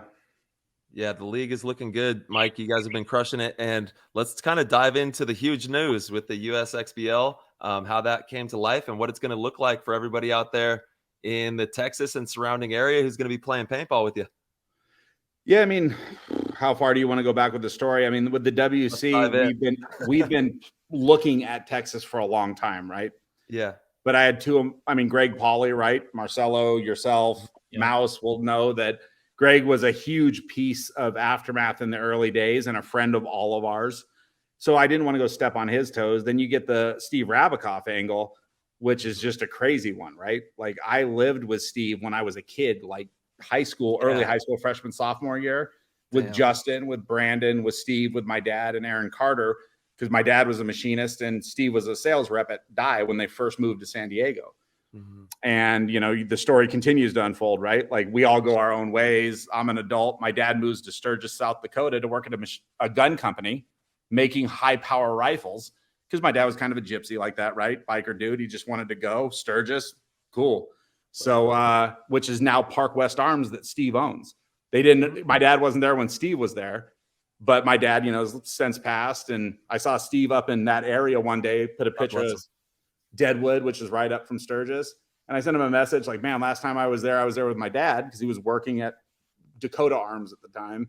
And Steve just laughed and he goes, yeah, me and one of his partner from Paintball own the company now. And I was just like, man, it's crazy small world. So Steve, AKA Baldini, and I had been friends for 20 some years, right? Justin played a 3-man with me when Steve was back, like getting off of the original Houston Heat, and somebody stole his auto mag at Mr. Paintball in Escondido. Oh, hell and no. I was like, dude, I'm going to have to go tell Steve Rabakoff somebody jacked his prize auto mag. You know what I mean? Like, fuck am I going to say? This dude's going to kill me, But so we've never really wanted to step on their toes. But the last couple of years, we've seen the USXBL kind of taper downhill. I think Steve has had other business interests. He's been doing other things. He's not a full-time core GI employee anymore. And the league's just kind of taking a step back and, trying to be as nice as I can about it. Texas people, when you're neighbors with somebody, you hear what happens on the other side of the fence. Mm-hmm. And here on the West Coast, we hear what's happening in Texas, right? Like we have a lot of guys that go back and forth. The fit guys come out. We hear what's happening. Mm-hmm. And I think they probably created a situation where other leagues proliferated in that time because people aren't happy, right? Like customers are going to do what they want with their money. So we talked a little bit last year, weren't really feeling some of the numbers that were going around. And then this year it's kind of tapered down a little bit. And reached out to Steve. I know he's been real busy. He's in Sturgis all the time at the gun factory, and just told him, we're coming to Texas at this point. So it's really your call how you want to go about it. Like either you sell us the business or we just show up as WC, and not trying to sound arrogant, right? It's just, if we're friends, right? Like if you guys were getting tired of your show, I'm not saying you are, but if you were getting tired of it, do I just do my own show, or do I come to my two friends and be like, listen, I'm coming in and we're going to be competition inevitably. I don't want to do that. I'd rather pay you guys a fair price for your business, get the business, or I show up and then there's 3 big players in Texas. Mm-hmm. And how does that help anybody, And it's interesting in paintball too, right? The second you make a move like the Spick and Span show, right? Which is all of our friends too. The second you do something, and I'm sure you two see it, you always are compared to them, right? Or any other show, anybody else doing a webcam, oh, you're better than that, or they tell them they're better than you, or whatever it is. But the second anybody does anything in paintball league related, we're better than the NXL, or we're better than these guys, or we're better. And man, I've said it for a long time. You don't do addition by subtraction, right? You don't throw stones at another man to make yourself feel better and get higher up on the hill. You just work harder. So for us, there's a lot of turmoil and drama and all that going on out there. And, we made the decision, myself, Tracy, and the league we made the decision to buy it. And Steve gave us a fair price. So we bought it. And obviously we released it this morning, and we were in Texas this weekend to watch the event, to critique some of the things that were happening, normal regional things. People have issues with the refs. They had 6 of the pro refs out there, plus other semi-pro and so on refs. I thought it was reffed as good, if not better, than a WC normally. There's 11 dudes standing on the field. I know our number 1 field had 15 on it at one point when your guys were playing, Marcelo. But it was a very well-run event. I was very impressed. I did, when I left it, it wasn't like a big laundry list of things we need to do. It was kind of like they're well on the way. It just needs an infusion of cash. Because another one at the regional level, guys are making big dollars, right? Like Marcelo, your guys got $1,000 less than a pro team wins for winning my league. There's a lot of money being handed out. So I was like, wait, Sean, how much do you guys win? Oh guys man, I'm gonna retire for a year. Let my rank drop down. Totally. So for us, it was just going out and feeling it out. But that's how it came to be. I mean, it would be crazy for us to just bypass Texas and go into the Midwest or another region without going through Texas, right? And it's the next big mecca of paintball, we all believe. Their population is big. There's a lot of people, middle class, upper class people with a lot of money out there. And we see it at the fields. I mean, The guys played an event the weekend before. We're playing USXBL this weekend. They can afford to play paintball. So it just makes sense for us. And we run paintball events. I think we run good paintball events, right? Nothing's ever perfect. Sorry if you already said it, Mike. When is that going to take effect where you're running a tournament in Texas? When is the first one out there? The first one is the week before our next WC. Was it July? Oh, wow. July 15th and 16th at X Factor Field. Our whole staff will be in attendance, or all of our upper core staff will be in an event. Greg Pauly's still helping the transition. So, you don't plan to see any of the teams from your WC event travel there? I mean, this year we have 2 events left for most regional leagues, right? Because everybody's trying to wrap up well before World Cup to push everybody to World Cup. So with a week, we literally have a week from week 1, and week 2 is my event. It would be very tough. I mean, some of the teams have said they're going to come. Our goal next year is to obviously have a little more space on them, and then most likely do some larger, like what we would refer to as super regionals, where we would give away even more money at those events. Our premier division, try to pull in other teams to play it, kind of like how Astra did for one. Do a couple of those, and then hopefully by the end of the year, be able to channel both those championships together on a regional level, which if Texas can have 50, 60, 70 teams, and we have 100, 110, 120 X-ball teams out on the West Coast, we now start looking at a much larger championship style of event for regional teams, and still trying to get it done before NXL and let teams go play there. Because, you know, like Marcelo's guys, they won D3 last year, went to World Cup, stomped everybody in D2. We're happy to see that. And we would like to keep the money in paintball, right? Like, we love teams winning at us or USXBL. We got NXL entries for World Cup at the end of the year, getting those teams to go play at a large level. And some teams can afford it, right? It's just a lot of teams, unfortunately, can't afford a 5-event NXL season. It's expensive. Everybody knows Philadelphia. It's not a cheap one to go to, right? The flights are tough. It's just there's so many. It's tough for us. There's a lot of teams in that region that I guess can go, that drive there. My New York team, that's one of their favorite events to go to, but it's brutal for us for sure. The Northeast has a hotbed of teams too, right? Yeah. We recognize that the Northeast is pumping out good talent, solid regional talent. Like you said, your guys out of New York, they've been very successful moving up. But it just, I think in any like youth sports, you have local, and then you have regional, and you have state, like in football, high school, football, baseball, whatever. And then when you become the greatest, then you go to the World Series, a little league. It's just very tough. And I'm not throwing any stones. It's just very tough for divisional D3 team to travel to 5 NXLs and pay $10,000 plus an event for a group of 7-8 guys to go with paint and entry and hotels. And that's like shoestring budget. That's no like steakhouse at night. It's tough. So we end up squeezing a lot of money out of these teams. And then, 3-4 weeks, a month, 2 months later, they're just broke and they can't afford to play at their local fields. And I don't know if that really helps the local infrastructure and the local, economy of paintball in different regions. So, Mike, will it be called the WCPPL or will it still be the USXBL? We'll still use the USXBL name. Okay. I mean, some people have chimed in on that and they're not a big fan of us using the name. But I don't know, man. Like, sometimes you just got to own up if there was shortcomings and things that the league that I now own didn't do right. You got to be honest and own it and hug the cactus, right?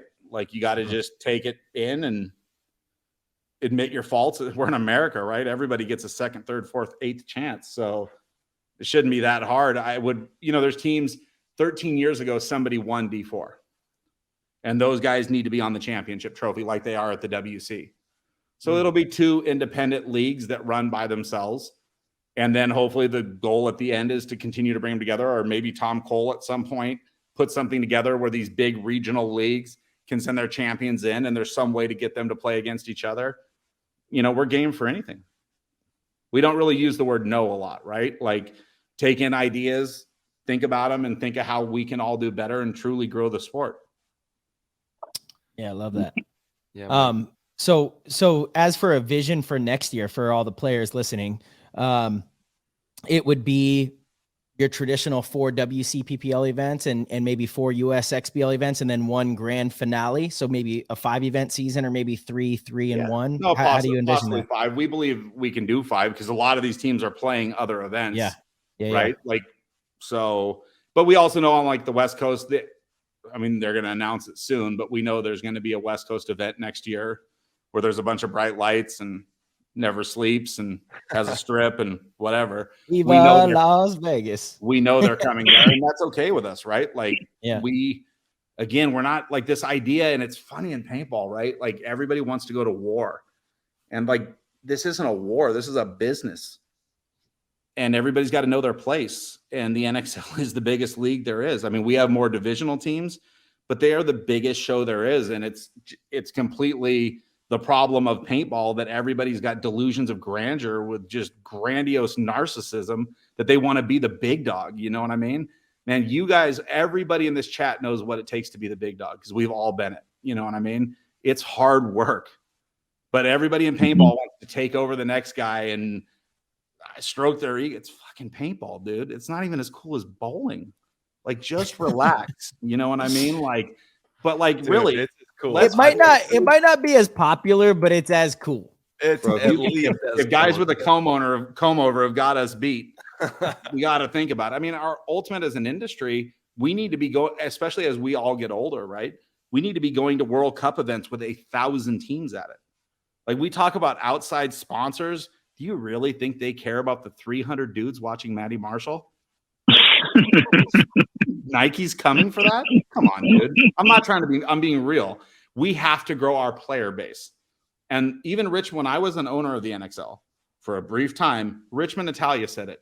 And he said, we have to have strong regions and then they go up to a national. It's just the easier thing to do. It's expensive. We're not playing 7-man where you need 20 boxes of paint to get through the prelims. You need like 40 cases, 50. It's an expensive sport. So we just have to, at the end of the day, everybody out there can put their money where their mouth is and start their own league and do it their own way. And I've done it. And 15 years later, we seem to be somewhat successful at it. And we're going to keep promoting our narrative and our way of doing it. And, I think most of us can agree on 90% of how to get to the finish line. It's just like Dynasty, like Houston Heat, Diesel, whatever team it is, Aftermath. There's a couple little things at the top we think we should do different. And the numbers never lie, right? So for us, it's up to us and our staff to continue to put on the best events that we can put on, make paintball fun, bring back the X, bring back other bunkers, make paintball fun. You know what I mean? Because we keep talking about grow paintball, but I think we have the players. And it's funny, right? We all see it. Guys we all grew up with quit, but then all of a sudden, 5-10 years later, you see a face where you're like, oh, it's one of the original Aftermath kids. What the fuck are you doing here? You know what I mean? Dude, Pinky was out in Vegas with us. Yeah, he was literally at practice and he said what's up to me. Empire. He played. Yeah, totally. Yeah, no, he was at the field. We were at practice and he said what's up to me. And at first he had his mask on and I was didn't recognize him, and then we were in the pit area and I saw him and I'm like, man, he looks familiar. And he's kind of looking at me like, are you going to say what's up? And I look and I'm like, holy dude, Pinky's back. What's up, man? Pinky, right? The original Pinky. Yeah, exactly. That's the original. But that's what I mean Pinky about paintball. People tend to cycle back. But the problem is we haven't perfected our product that we're selling to the customer to the point that they want to stay, right? They come, they go how many guys have you all coached hard, right? Like guys want one-on-one coaching, but they just burn out real quickly. And I honestly believe in my heart of hearts, it's just people are tired of the same BS. You know what I mean? We all know that journey is far more important than the destination. It really is, right? When we were all young, we didn't realize it, right? Like when we had our thing, when Aftermath was together, we didn't realize how special it was. But think of Big Sheezy was sitting here an hour ago, and he was bringing up when he wanted to tie Marcelo and Mouse to a headstone in Chicago and leave you there overnight. Well, you guys did tie us to the chairs. You guys are lucky I didn't call the cops. Fuck it, man. Remember, rest in peace, Beasley got a black eye from getting thrown in the pool. Oh yeah. Oh, God, you guys went way too far with that stuff, man. Gave Mouse night terrors. I'm in the fucking room crying. Mouse and I burned ourselves out of those zip ties. I thought it was in Tampa. Maybe it was. Let's talk Chicago. about when you That burned your was- that forehead was- with a flat iron, Marcelo. Shout out to Miami. We cooking, boys. Oh my God, man. God damn it. Shout out to Abercrombie and Fitch. Shout out Hollister. Pretty boys We were wearing the same clothes, Mouse. We went to the same No, stores. we Don't you weren't, style. man. Mission Viejo, bro. Dude, Marcelo shows up with a line on his forehead, and I'm like, "The fuck happened to you, man? Like, you catch yourself on something?" Oh, Now I burnt my hair with a flat iron. I'm like, "What's a flat iron?" I don't even. Yeah, I don't think Mike knows what a flat iron is. For all the YouTubers, he No. just took his hat off. Do you remember This is before a that story sunburn, though? man. Do you remember before that we went to Oh, Burger King and I left my backpack with like $20,000 Oh, sitting? I in it? remember that. because Oh, because shit, because I that remember hurricane that. had hit and I didn't Yeah. think there was going to be cash. Yeah, Right. yeah. And after this is not far, a couple years after 9/11, I was afraid like if shit shuts down, Yeah. I got to buy a car to get myself home. I had like 20 grand in bank bags in my bag. Yeah. I left it at a Burger King. 24 hours later, I realized I left it. Like, Dude.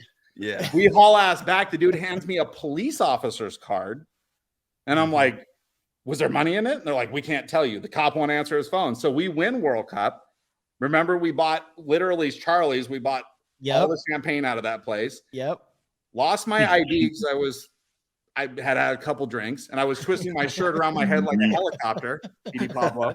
And I lost Shout my out to ID in the Dynasty. car. And then I literally had my PSP player ID, expecting to walk into the police station to claim my money. The cop starts interrogating me because I'm type 1 diabetic. So he finds syringes with no insulin in my bag and 20 bands. So he thinks I'm like Oh, selling no. dope. You know what I mean? Oh, man. Oh no. And then we go down God. to Miami where it had been leveled by a hurricane. The side of the town we were on was nice, but everybody else had no power. Yeah. That was one of the most fun trips of my entire paintball career. Like Yeah, just 'cause us. you can't talk yeah. about the rest of the shenanigans that went down at the hotel. So much fun. What was the name of that hotel? I feel like it was like the Catalina Inn or something. Like it was all white. It was like this. Yeah, some of I these feel names like it was- started with a C or a K. Yeah, I feel like it was. Yeah. I will say, Mike, Shout paintball out is one time. booming right now. You know, there's Yeah. so many players that are playing, and I know we all get DMs nonstop about this game that we all love, and people passionate to play it and get to the top, and that's what you want to see. So, for everybody out there, let's just keep putting our best foot forward and keep playing paintball and having fun with it, like you said.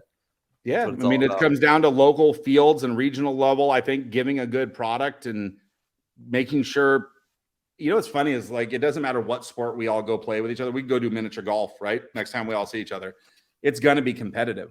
Hell And yeah. that's something in paintball, we have to make sure people have a fair product. Even if it's a local 3-man event with 4 teams, as long as the top 2 teams get to the final game, that's what matters. Mhm. And I think that gets lost in a lot of paintball tournaments, right? Like there's a lot of shenanigans that go on with different leagues, right? And I think that's just something we can learn, right? If you give somebody a good product at a fair price, they will come back, right? Because it's paintball. There's nothing like it. That's right. And we have to remember that all those little kids on the walk-on field that are walking by watching us play airball, they want to be over there. But as an industry, we have to make it easy for them to come in. Like our 3-man division that we have on Sunday, we have guys that have never played on an airball field out there, and they're having fun because it is fun. It's just, it's crazy where we used to be. Where like tournament dudes are over there just slaying walk-ons, and we think it's funny. And it's like, man, these dudes are never going to come over here if they're getting shot 10 times in the side of the head. You know what I mean? It's just not, there's no, it's not fun. So for us as all Hey, of Mouse, us, right? Mouse keeps coming back. Dude, I used to get wrecked too. I don't know why I did come back. I remember Stephen Pitts made me cry one time at SC Village. He bunkered Ward me of so bad. Valhalla? Oh, Hey, Ward I of- mean, come on, Yeah. man. If Steven makes They you were- cry, you got to go talk to the dude in the mirror because Yeah, Steven's no, about the softest soul there ever was. Nicest guy, but him, Goat, all those Oh, guys that went from Ironman to Legacy, they were the worst about Down in the when pit. they would go play street bowl. What's We'd that? be down in the pit at SC Village playing them. Legacy, Yeah. us, Dynasty. Yeah, hell yeah. Those are some memories right there.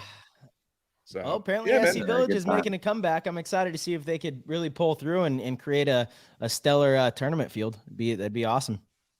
Yeah, I mean, see, it's though. unfortunate we lost Victory, right? Or we're gonna lose it this Yeah, weekend. big time. So I Big mean, time. anywhere with more fields is good, no matter what the region is. Any region that has more fields is a good look, right? Like Paulie was telling me out in Texas that there's like 12 airball fields around the Dallas-Fort Worth, that metro area, which is one of the largest cities in the world. But still, 12 airball fields is a good look, right? Only so many people can play at one time, you know? So if there's open fields, young players will go get on there and get their chance.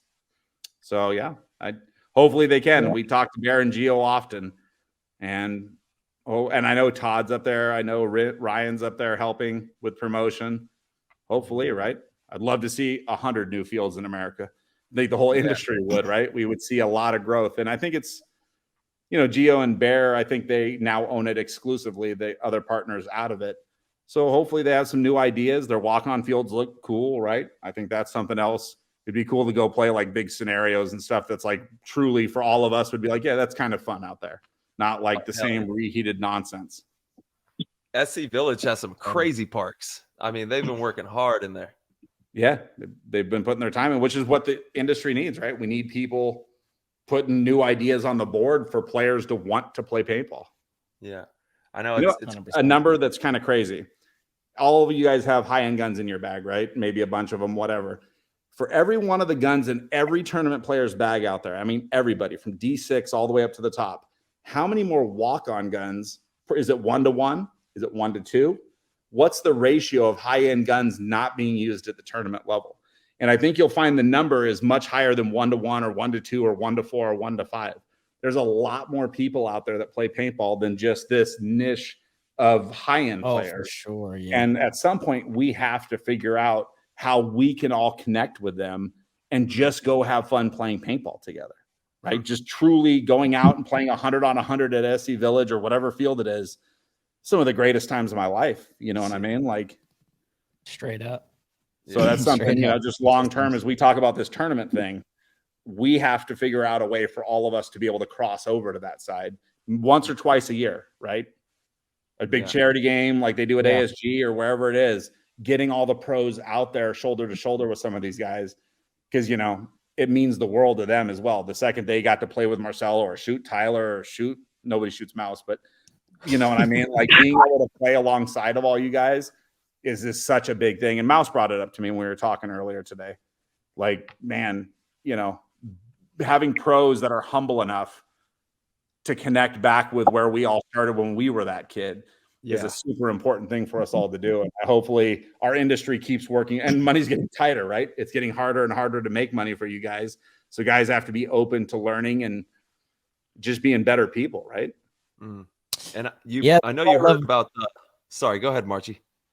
No, I was just going to say, that's why I love the off-season thing that we've done for the last few years. You know, usually you have some paint out at the field and you hit us up and you say, come on out. We're going to have, you know, the academy kids out there, and whoever wants to come play. And I feel like that's always been a really cool off-season thing to do. Yeah, that's what the academy was about, right? No politics, no BS. We don't care who, what, where, why, when.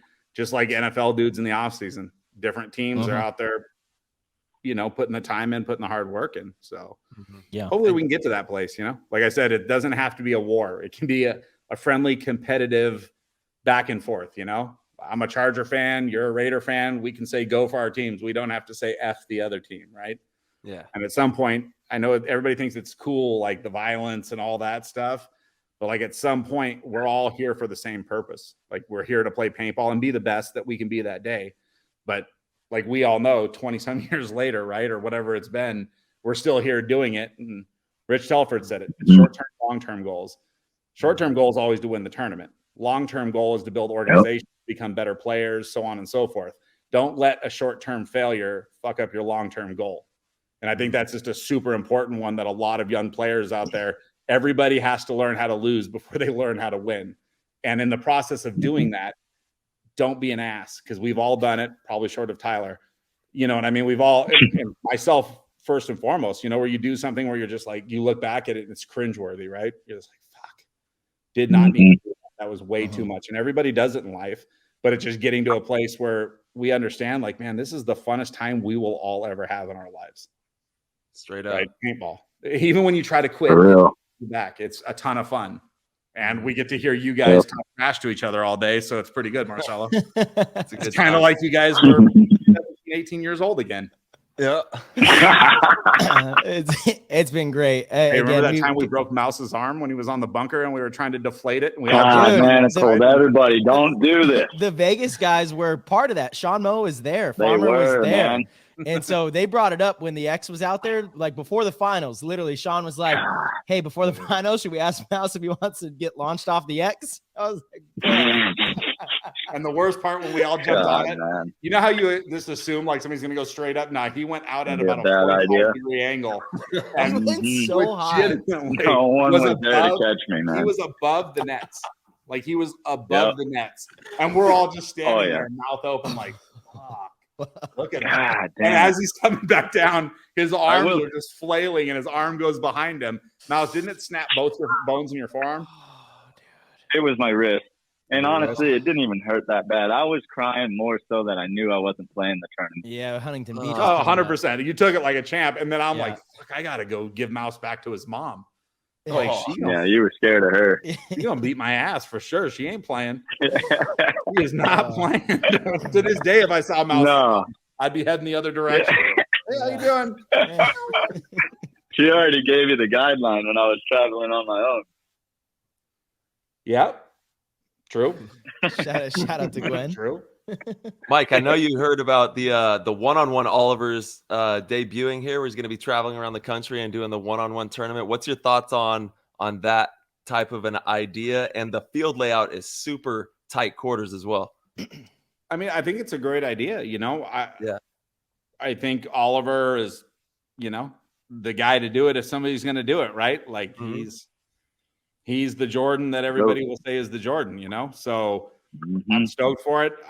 If we're being totally transparent, I think it's hard to scale that at a field level, right? Kind of like the ultimate shootout that they did, the one-on-one thing. It's just tough long-term. What Oliver's doing isn't for long-term sustainability. He's not trying to sell something to a field, but this idea of one-on-ones always comes up, right? And I think we all agree it's a cool way to do paintball.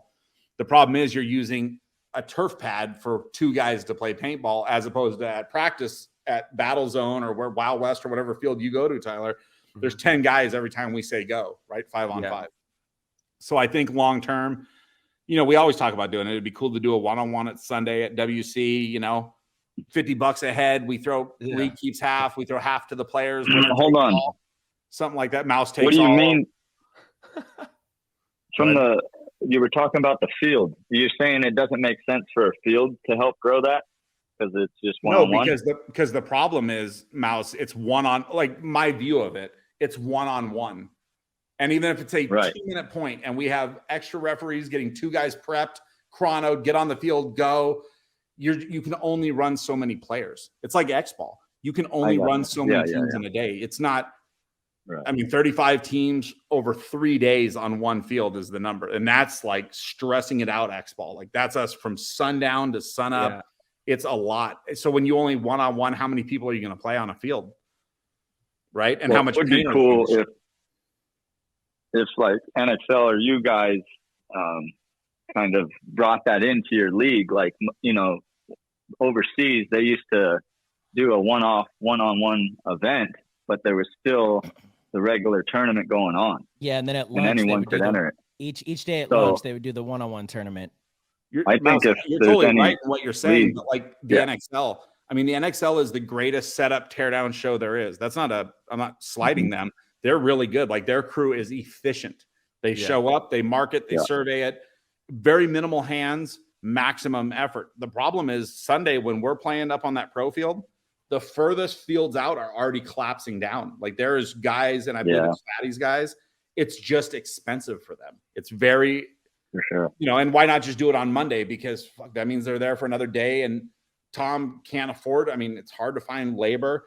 I'm not naysaying it. I'm just saying, like, on a regional level, we don't. On Sunday, we have 3-on-3 playing. And somebody said to me the other day, they're like, man, all the paint sales you have, 3-on-3, they're buying a case of paint. It's not like they're buying anything like X-Ball. You know what I mean?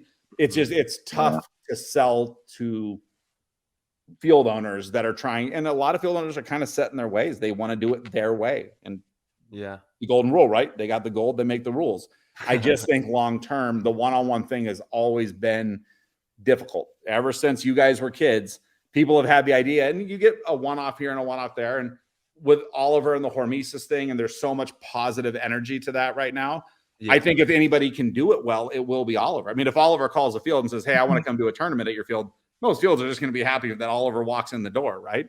Mhm. And a lot of kids are going to be happy to get to meet Oliver too, right? Because he's a good dude. But do I think the rest of us can pick up the one-on-one format and make something of it? It's just tough. Unlikely. Yeah, he's going on a big tour. He's got a bus. I don't know what he's doing. He's ripping around the country. He's a nomad. Yeah, Good old Oliver. he's going. No, I for mean, I it. think it's good for paintball. If he can connect with players, a lot of people are going to remember that memory of Oliver. You know what I mean? And Absolutely. I've got some special memories with the guy. He taught me a lot. 5-10 years later, I was still learning. I was thinking back to what Oliver had said 10 years before and practically applying it. And I still think about his words to this day. So I think there's a lot of good that can come from him out there promoting the game. And he's just a good dude. You know what I mean? Straight up. He was just at Archfest. Did you hear about Archfest? I did. I was in Texas while you guys were all out there, but I was Yeah. keeping mine a little quieter. Oh, yeah. There we go. Yeah, and I mean, Archfest. you're going to be back in Texas this weekend coming up. No, we're local. Yeah. They're out here Yeah, with ASG. us, and then I think I I'm was playing Dynasty. yeah, and then possibly out to what, New Orleans for the Hurricanes. Yeah. Nice. There we go. Yeah, it's going to be fun Hinge. to watch that. We got some Discord questions. Yes, sir. I didn't see if there were any in here for Mouse, so I don't know, Mouse. If you got to That's go, all you right. can. But yes. Keep rocking. I'll I'm listen to his answers. Okay. Dynasty Shadow 21 wants to know, Mike, it was good seeing you at Fit Sunday. This is Brandon Allison, just so you know. What do you think is the most influential moment in your paintball career? It's a good question. God, that's, I Tough one. don't know if you can put one memory on it. I mean, obviously the first day I ever played paintball with my dad jumps out to me. My son being out, Bryce playing paintball and being on the field and coaching him for a little bit, that was important. Every one of these guys you see on the screen, I mean, as much as we all talk trash and give it a hard time, like I tell all these dudes when I see them that I love them and I'm really proud of them and the men that they've all become, because we just didn't realize in the moment how special what we had was. And now to see them being productive, I don't care if you work at 7-Eleven or Walmart or you don't work at all. That's not my point. It's just being good human beings.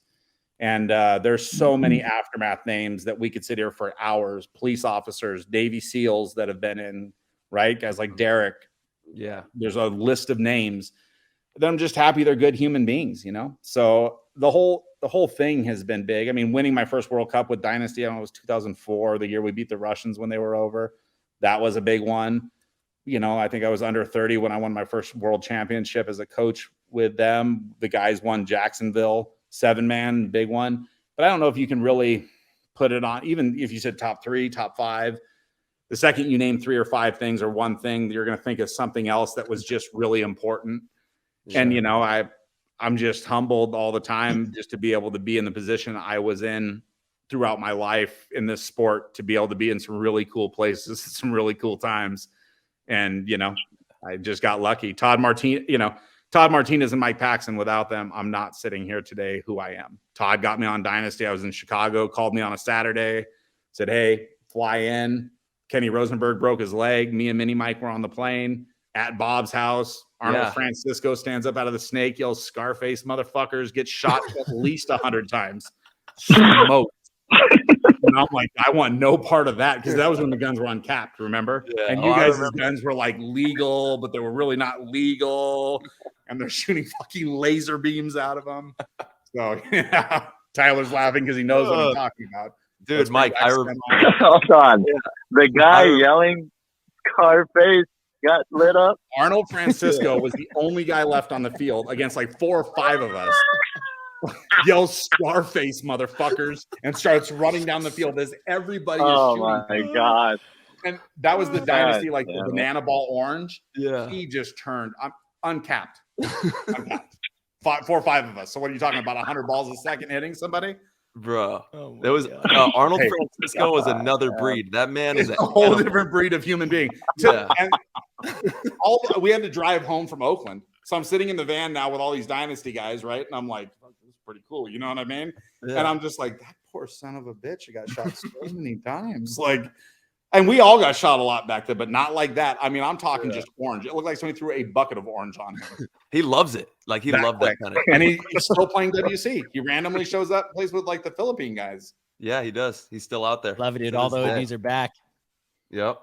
Yeah, Oh. man. I remember that day. I vividly remember that day, Mike, when that happened to Kenny. And then, you came in, slid through.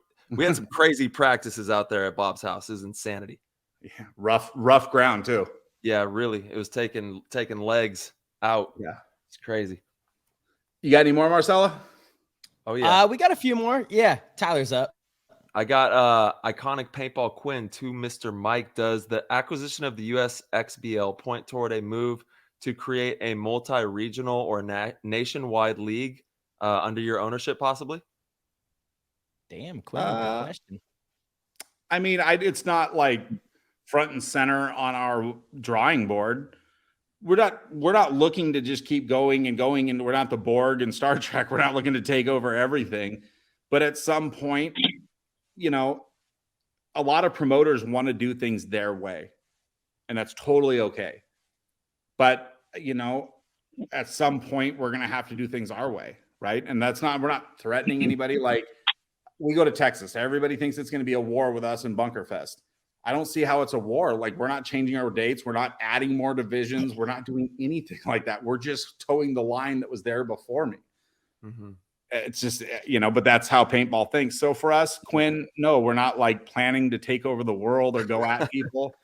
Like, we're just, no, but it's an honest question. But I think that's how everybody thinks in paintball, that like, I need to be the guy. I don't want to be the guy. If I was in Tom Cole's shoes, I would take him off. That's what I would do. Right? Like, It's tough. I want to make a tough business like the one that we've made that's been going for 15 years that is still strong and financially viable. So when you take 15 years off and you come back, we're still sitting here. Yeah. And literally we get emails left and right about guys that probably had words with 15 years ago that are coming back, hoping you don't hate me. You know what I mean? And I'm like, fuck, I don't even remember you. You know what I'm saying? Like, but that's our goal, is to build a business, because this has to be a business, right? Like, if this is a not-for-profit, any league that's a not-for-profit, the second they have a bad event, you're out of business. And that's just not smart. I'm okay with Tesla making good cars and making profit, as long as when I get in my car, it runs every time, right? Mm-hmm. And I think it's the same thing here. Totally. So, no, I mean, I'll be honest with you guys. The first person I told as this was coming was Tom Cole. I picked up the phone. He was in Europe. I called him and told him, because that's how you deal. That's how business works, right? I don't want Tom to hear from a press release, hey, man. And I've told Tom, like, when he comes out here for a Vegas event, hopefully, if they give us the date, listen, we have our theoretical dates by the end of the year. We wait for NXL. And if something shifts, they're usually pretty good about their weekends, but if something shifts, we shift what we're doing. We're not going to go heads up with them, right? Like, that's just stupid. Like, we're going to do everything we can do. Sooner or later, bullet points don't line up, but we're going to do what's best for paintball. You can bank on that. It's all love for the sport. You said short-term, long-term. We want this game to be, we need, like you said, 100 new fields. We need 100 new fields in America immediately. And how can we create the best products possible on all levels, from all leagues, to make sure that we have paintball players all over the place playing? Because, fortunately, we have a ton of people who are interested in paintball and want to play these tournaments. So it's a good space to be in right now for the game. Totally. Yeah. 100%. This question is from CM Harry. I'm going to kind of consolidate it a little bit, but he's wondering, Mike, now that you have two different regional leagues, are you going to try and have a league in every part of the U.S. region? So basically, do you have goals or plans beyond, maybe purchasing another, strong regional league, maybe in the Northeast, or having something that's a little more, to have some kind of uniform league across the nation? I'm always willing to listen to what other regional owners have got to say. And if there's somehow to link these regions together at World Cup, where we have some, that's probably more of an APPA Chris, because he's really smart. how to figure out the points and how that would all work to get together, or you just show up to World Cup and you play everybody from every region because it's fucking World Cup. You know what I mean? But no, we don't really have a plan to go to the Northeast. I mean, if we're in Texas, you kind of start to spray chart around Texas. That would probably be our next vision, right? But also, I would rather work with local fields and guys that are running 3-mans and 5-mans on a local level to work on their teams working up to our regional level, and then our regionals working up to the NXL level. I think that's kind of the goal, right? Like that should be the goal. And there's again, that comes back to knowing your role and staying in your lane. Mm-hmm. Yeah. Hey, Mouse, I got to know, dude, you have the possibility to be coached by Mike Hinman again, moving forward with the team. What is that like, dude? Like, what's going through your mind? You got to be stoked to have Hinge back in the fold. Your lip, Marcelo. No, I think it's a great time. Dude, are you kidding? For this, yeah. I mean, he's just going to instill what the guys already know, but he's really good at giving that confidence and constructive criticism. And I just, even though across the board these guys are self-accountable, I just think it'll be good to have that reassurance. And Hinman's been around the game since day one, so he has that knowledge, and he'll know certain things that maybe we're not talking about or pick up on throughout a practice or at the event. So it's and another funny one with Mouse is, like, as much as we all joke around and like just talk trash back and forth, Mouse is the one player I've ever had to say the least to and knew what I was thinking. Like, we would go out at Rock Hill or whatever PSP event it was, and I would be like, I'm gonna have to send the kid. You going into the snake, bud? And he would just look at me and be like, "We're going to the snake," and I'd be like, "Yeah." I mean, I made that shit easy for the rest of you guys. You know what I mean? Because Mouse, and again, if we're being serious about it for a second, Mouse is the closest to Kobe Bryant we will see in our sport. Like, when you hear the Kobe mindset and it seems a little dry at times, it's the guy that's been talking trash with Marcelo the whole time here. It's just who Mouse is. You know what I mean? And I mean that very respectfully. Like, Mouse's mindset is like, we're in the finals, we're up, like the job is not done yet. And it's just, we've all seen Mouse, right, in the zone. So I'm stoked to be back with the kid, like all you guys, you know what I mean? I hope at some point I coach all of you guys again, not on Houston Heat or Dynasty. That's not what it's about. Just to be able, it's like we all played in a band when we were younger together. We got to at least get back once before they shut the lights out on us and just play one more time, whatever that means. Even if it's at just a local field shooting scenario game, people, you know what I mean? Just have fun doing paintball. That's it. Yeah, man. And we've had, like I said, over 20. I think Kobe won a little bit more. I don't know. I could be wrong. I think he had five championships. I think he had 5 championships. I don't know. Everybody knows I will post Sunday night on my Facebook and Instagram who gets the best of practice this weekend between these two guys. Yeah. I have a running scorecard. I can't wait. It's been on the whiteboard. Diesel's coming to town. Yes. I can't seem to find him on Sunday in events, so it's on the whiteboard for practice. You know what I'm saying? Oh, all right. The one thing we know is that we know one thing about Mouse, that every team in the league would be a better team with Mouse on their roster. Yeah, 100%. Without a doubt. Let's go, man. 100%. Without a doubt. You heard it, Tyler. We already know, kid. We already know what you do. We already know, dude. We already know. Every dinner table and every team would be better with Tyler at it. Yeah. You know what I mean? We'd be like, Tyler, tell us something wise, brother. Yeah. Oh man, just enjoy yourself. Let's enjoy ourselves. That's really what it's all about. And Marcelo, I tell you what, if we need fucking laughter for dessert, brother, you're bringing it today. Clearly, there we go, man. Oh my God, that's like a fucking 5 of a girl, but she's got a great personality. Oh, stop, dude! It's just I've been roasting you from the start of this show. Oh, shit. I let you have it at your show, man. Oh man, dude. We started out nice too. We started out so nice, Mouse. I gave you a compliment, left the roast on the side. Look what you started.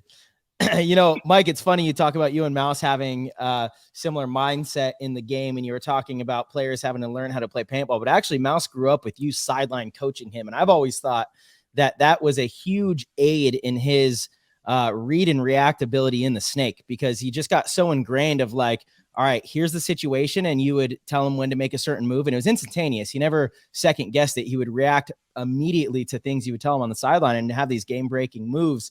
And I feel like if you see that enough times, you're able to learn that and download that into your psyche, into your IQ of like, okay, here's this situation, kind of recognize this, it's familiar, time to go, or time to slow down, or, you know, because you would be reminding him of the score, the clock, and like what's going on and how many bodies. So it is interesting, because I think sideline coaching obviously created a lot of bad players, but I think for Mouse, it actually really helped him, you know, having you in his ear for so many years. Right? Like we're talking about a guy that like literally was a 1 in a million level talent, right? Like, and to be totally fair, just like yourself, right? I put an immense amount of pressure on Mouse. Like 99 out of 100 people broke with that pressure. Just that's period. And you know, all you guys that have reached out after the fact, and we've talked about just life lessons we learned, right? But like Mouse grabbed a hold of that by the throat, and it was his, you know what I mean? Like there was never any, I still had, up until I got divorced, one day whenever we had a bad tournament, I made everybody go home and write like what they could have done better and like the mistakes. I had Mouse's note for a long time. And unfortunately, when the divorce came, I just didn't get it back. But I kept it for a long time because Mouse was the only one that showed up the next weekend with it done.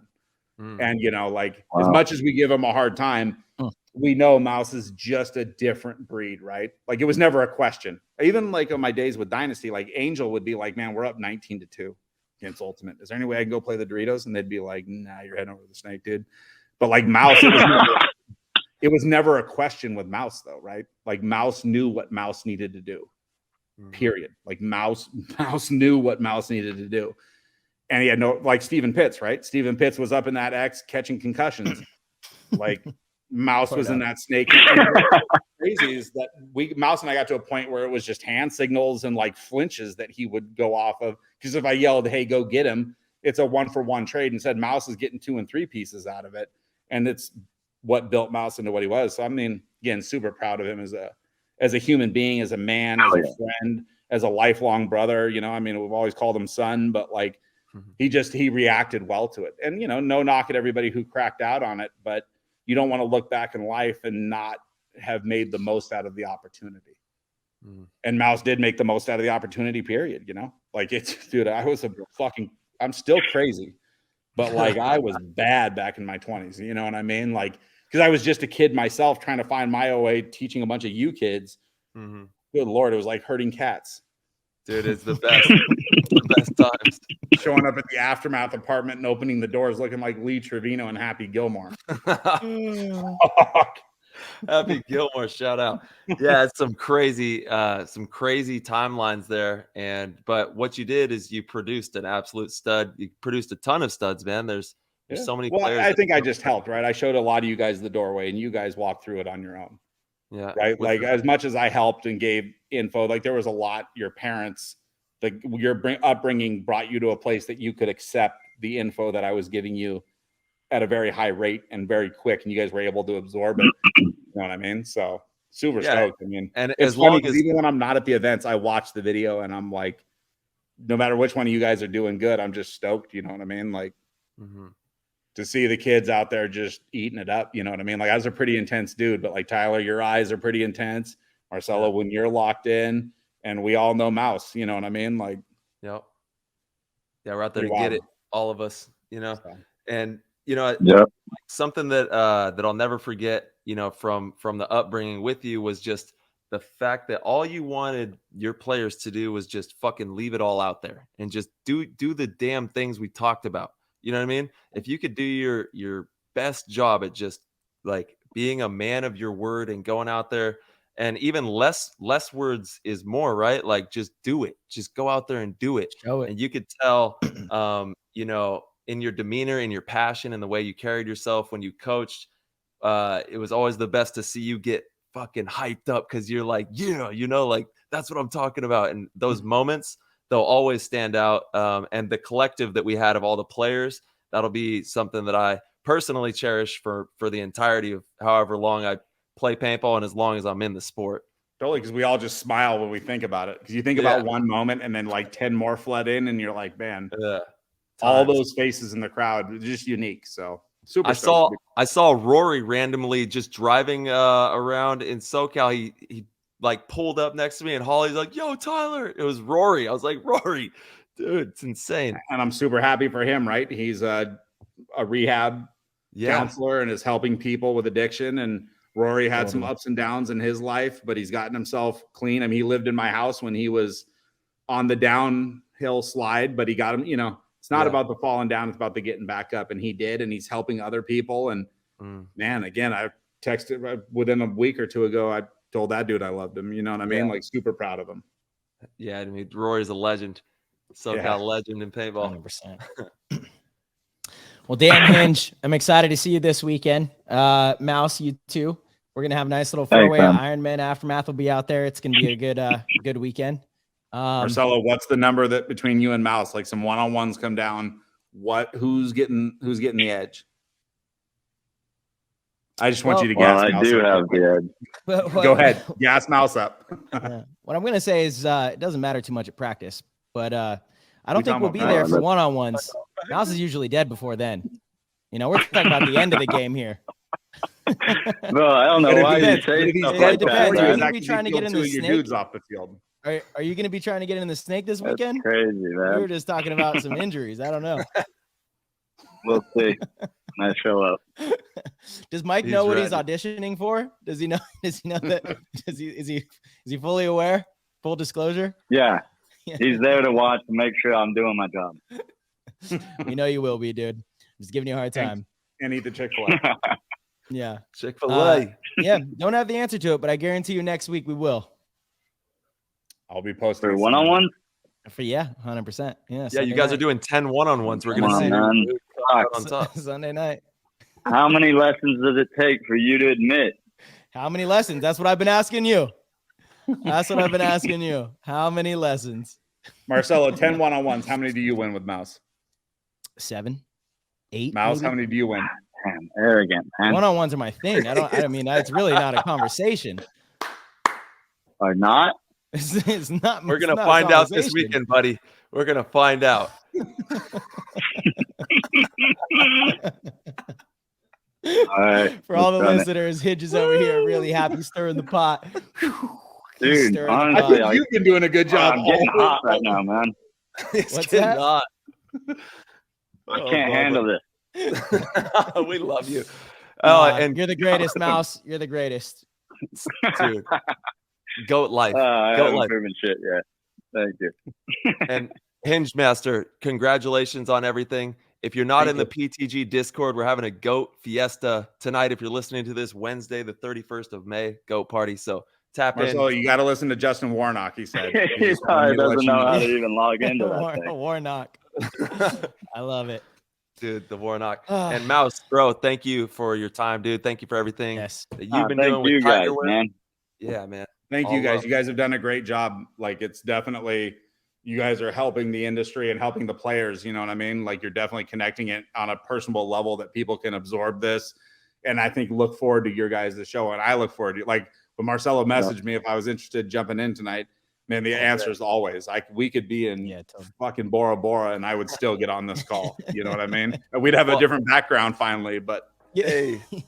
Well, Mike, episode 200 is coming up soon. We need both of you guys back in here for episode Big 200. Party. Anytime, bro. Hell yeah. Shout out to Tiger Wear, dude. Love seeing your guys' booth guys. at the WCPPL as well. You guys are crushing, dominating. We'll Tiger Wear's blowing up. Yeah. Love to see that. Hopefully they get out to a USXBL soon. Ooh. There we go. Yeah, I'm sure that's coming up. I love it. Mike, thank you. Mouse, thank you. Hey, thank you guys, man. 100%. Thank you guys. Love you guys, man. Much love, Mike. Peace. Love you too, bro. Have a good night. Have a good one, boy. Have a good night. Peace. All right, everybody. Thank you guys so much for tuning in. We really hope you enjoyed the show. If you guys did, please head over to ptgpaintball.com. Click the Patreon link and become a supporter at any level. If you do, you'll get access to the Discord with tons of awesome giveaways, a whole community that really looks out for each other and is an awesome place to just basically talk paintball, learn about paintball, grow, and get access to a ton of amazing PTG exclusive benefits. Thank you guys all so much for supporting, for watching. Please leave some comments on the YouTube. We love interacting and hearing from you guys and hearing, how you feel about the show, what you think we could do better. We're always receptive to those kind of things. And as always, we will see you very soon.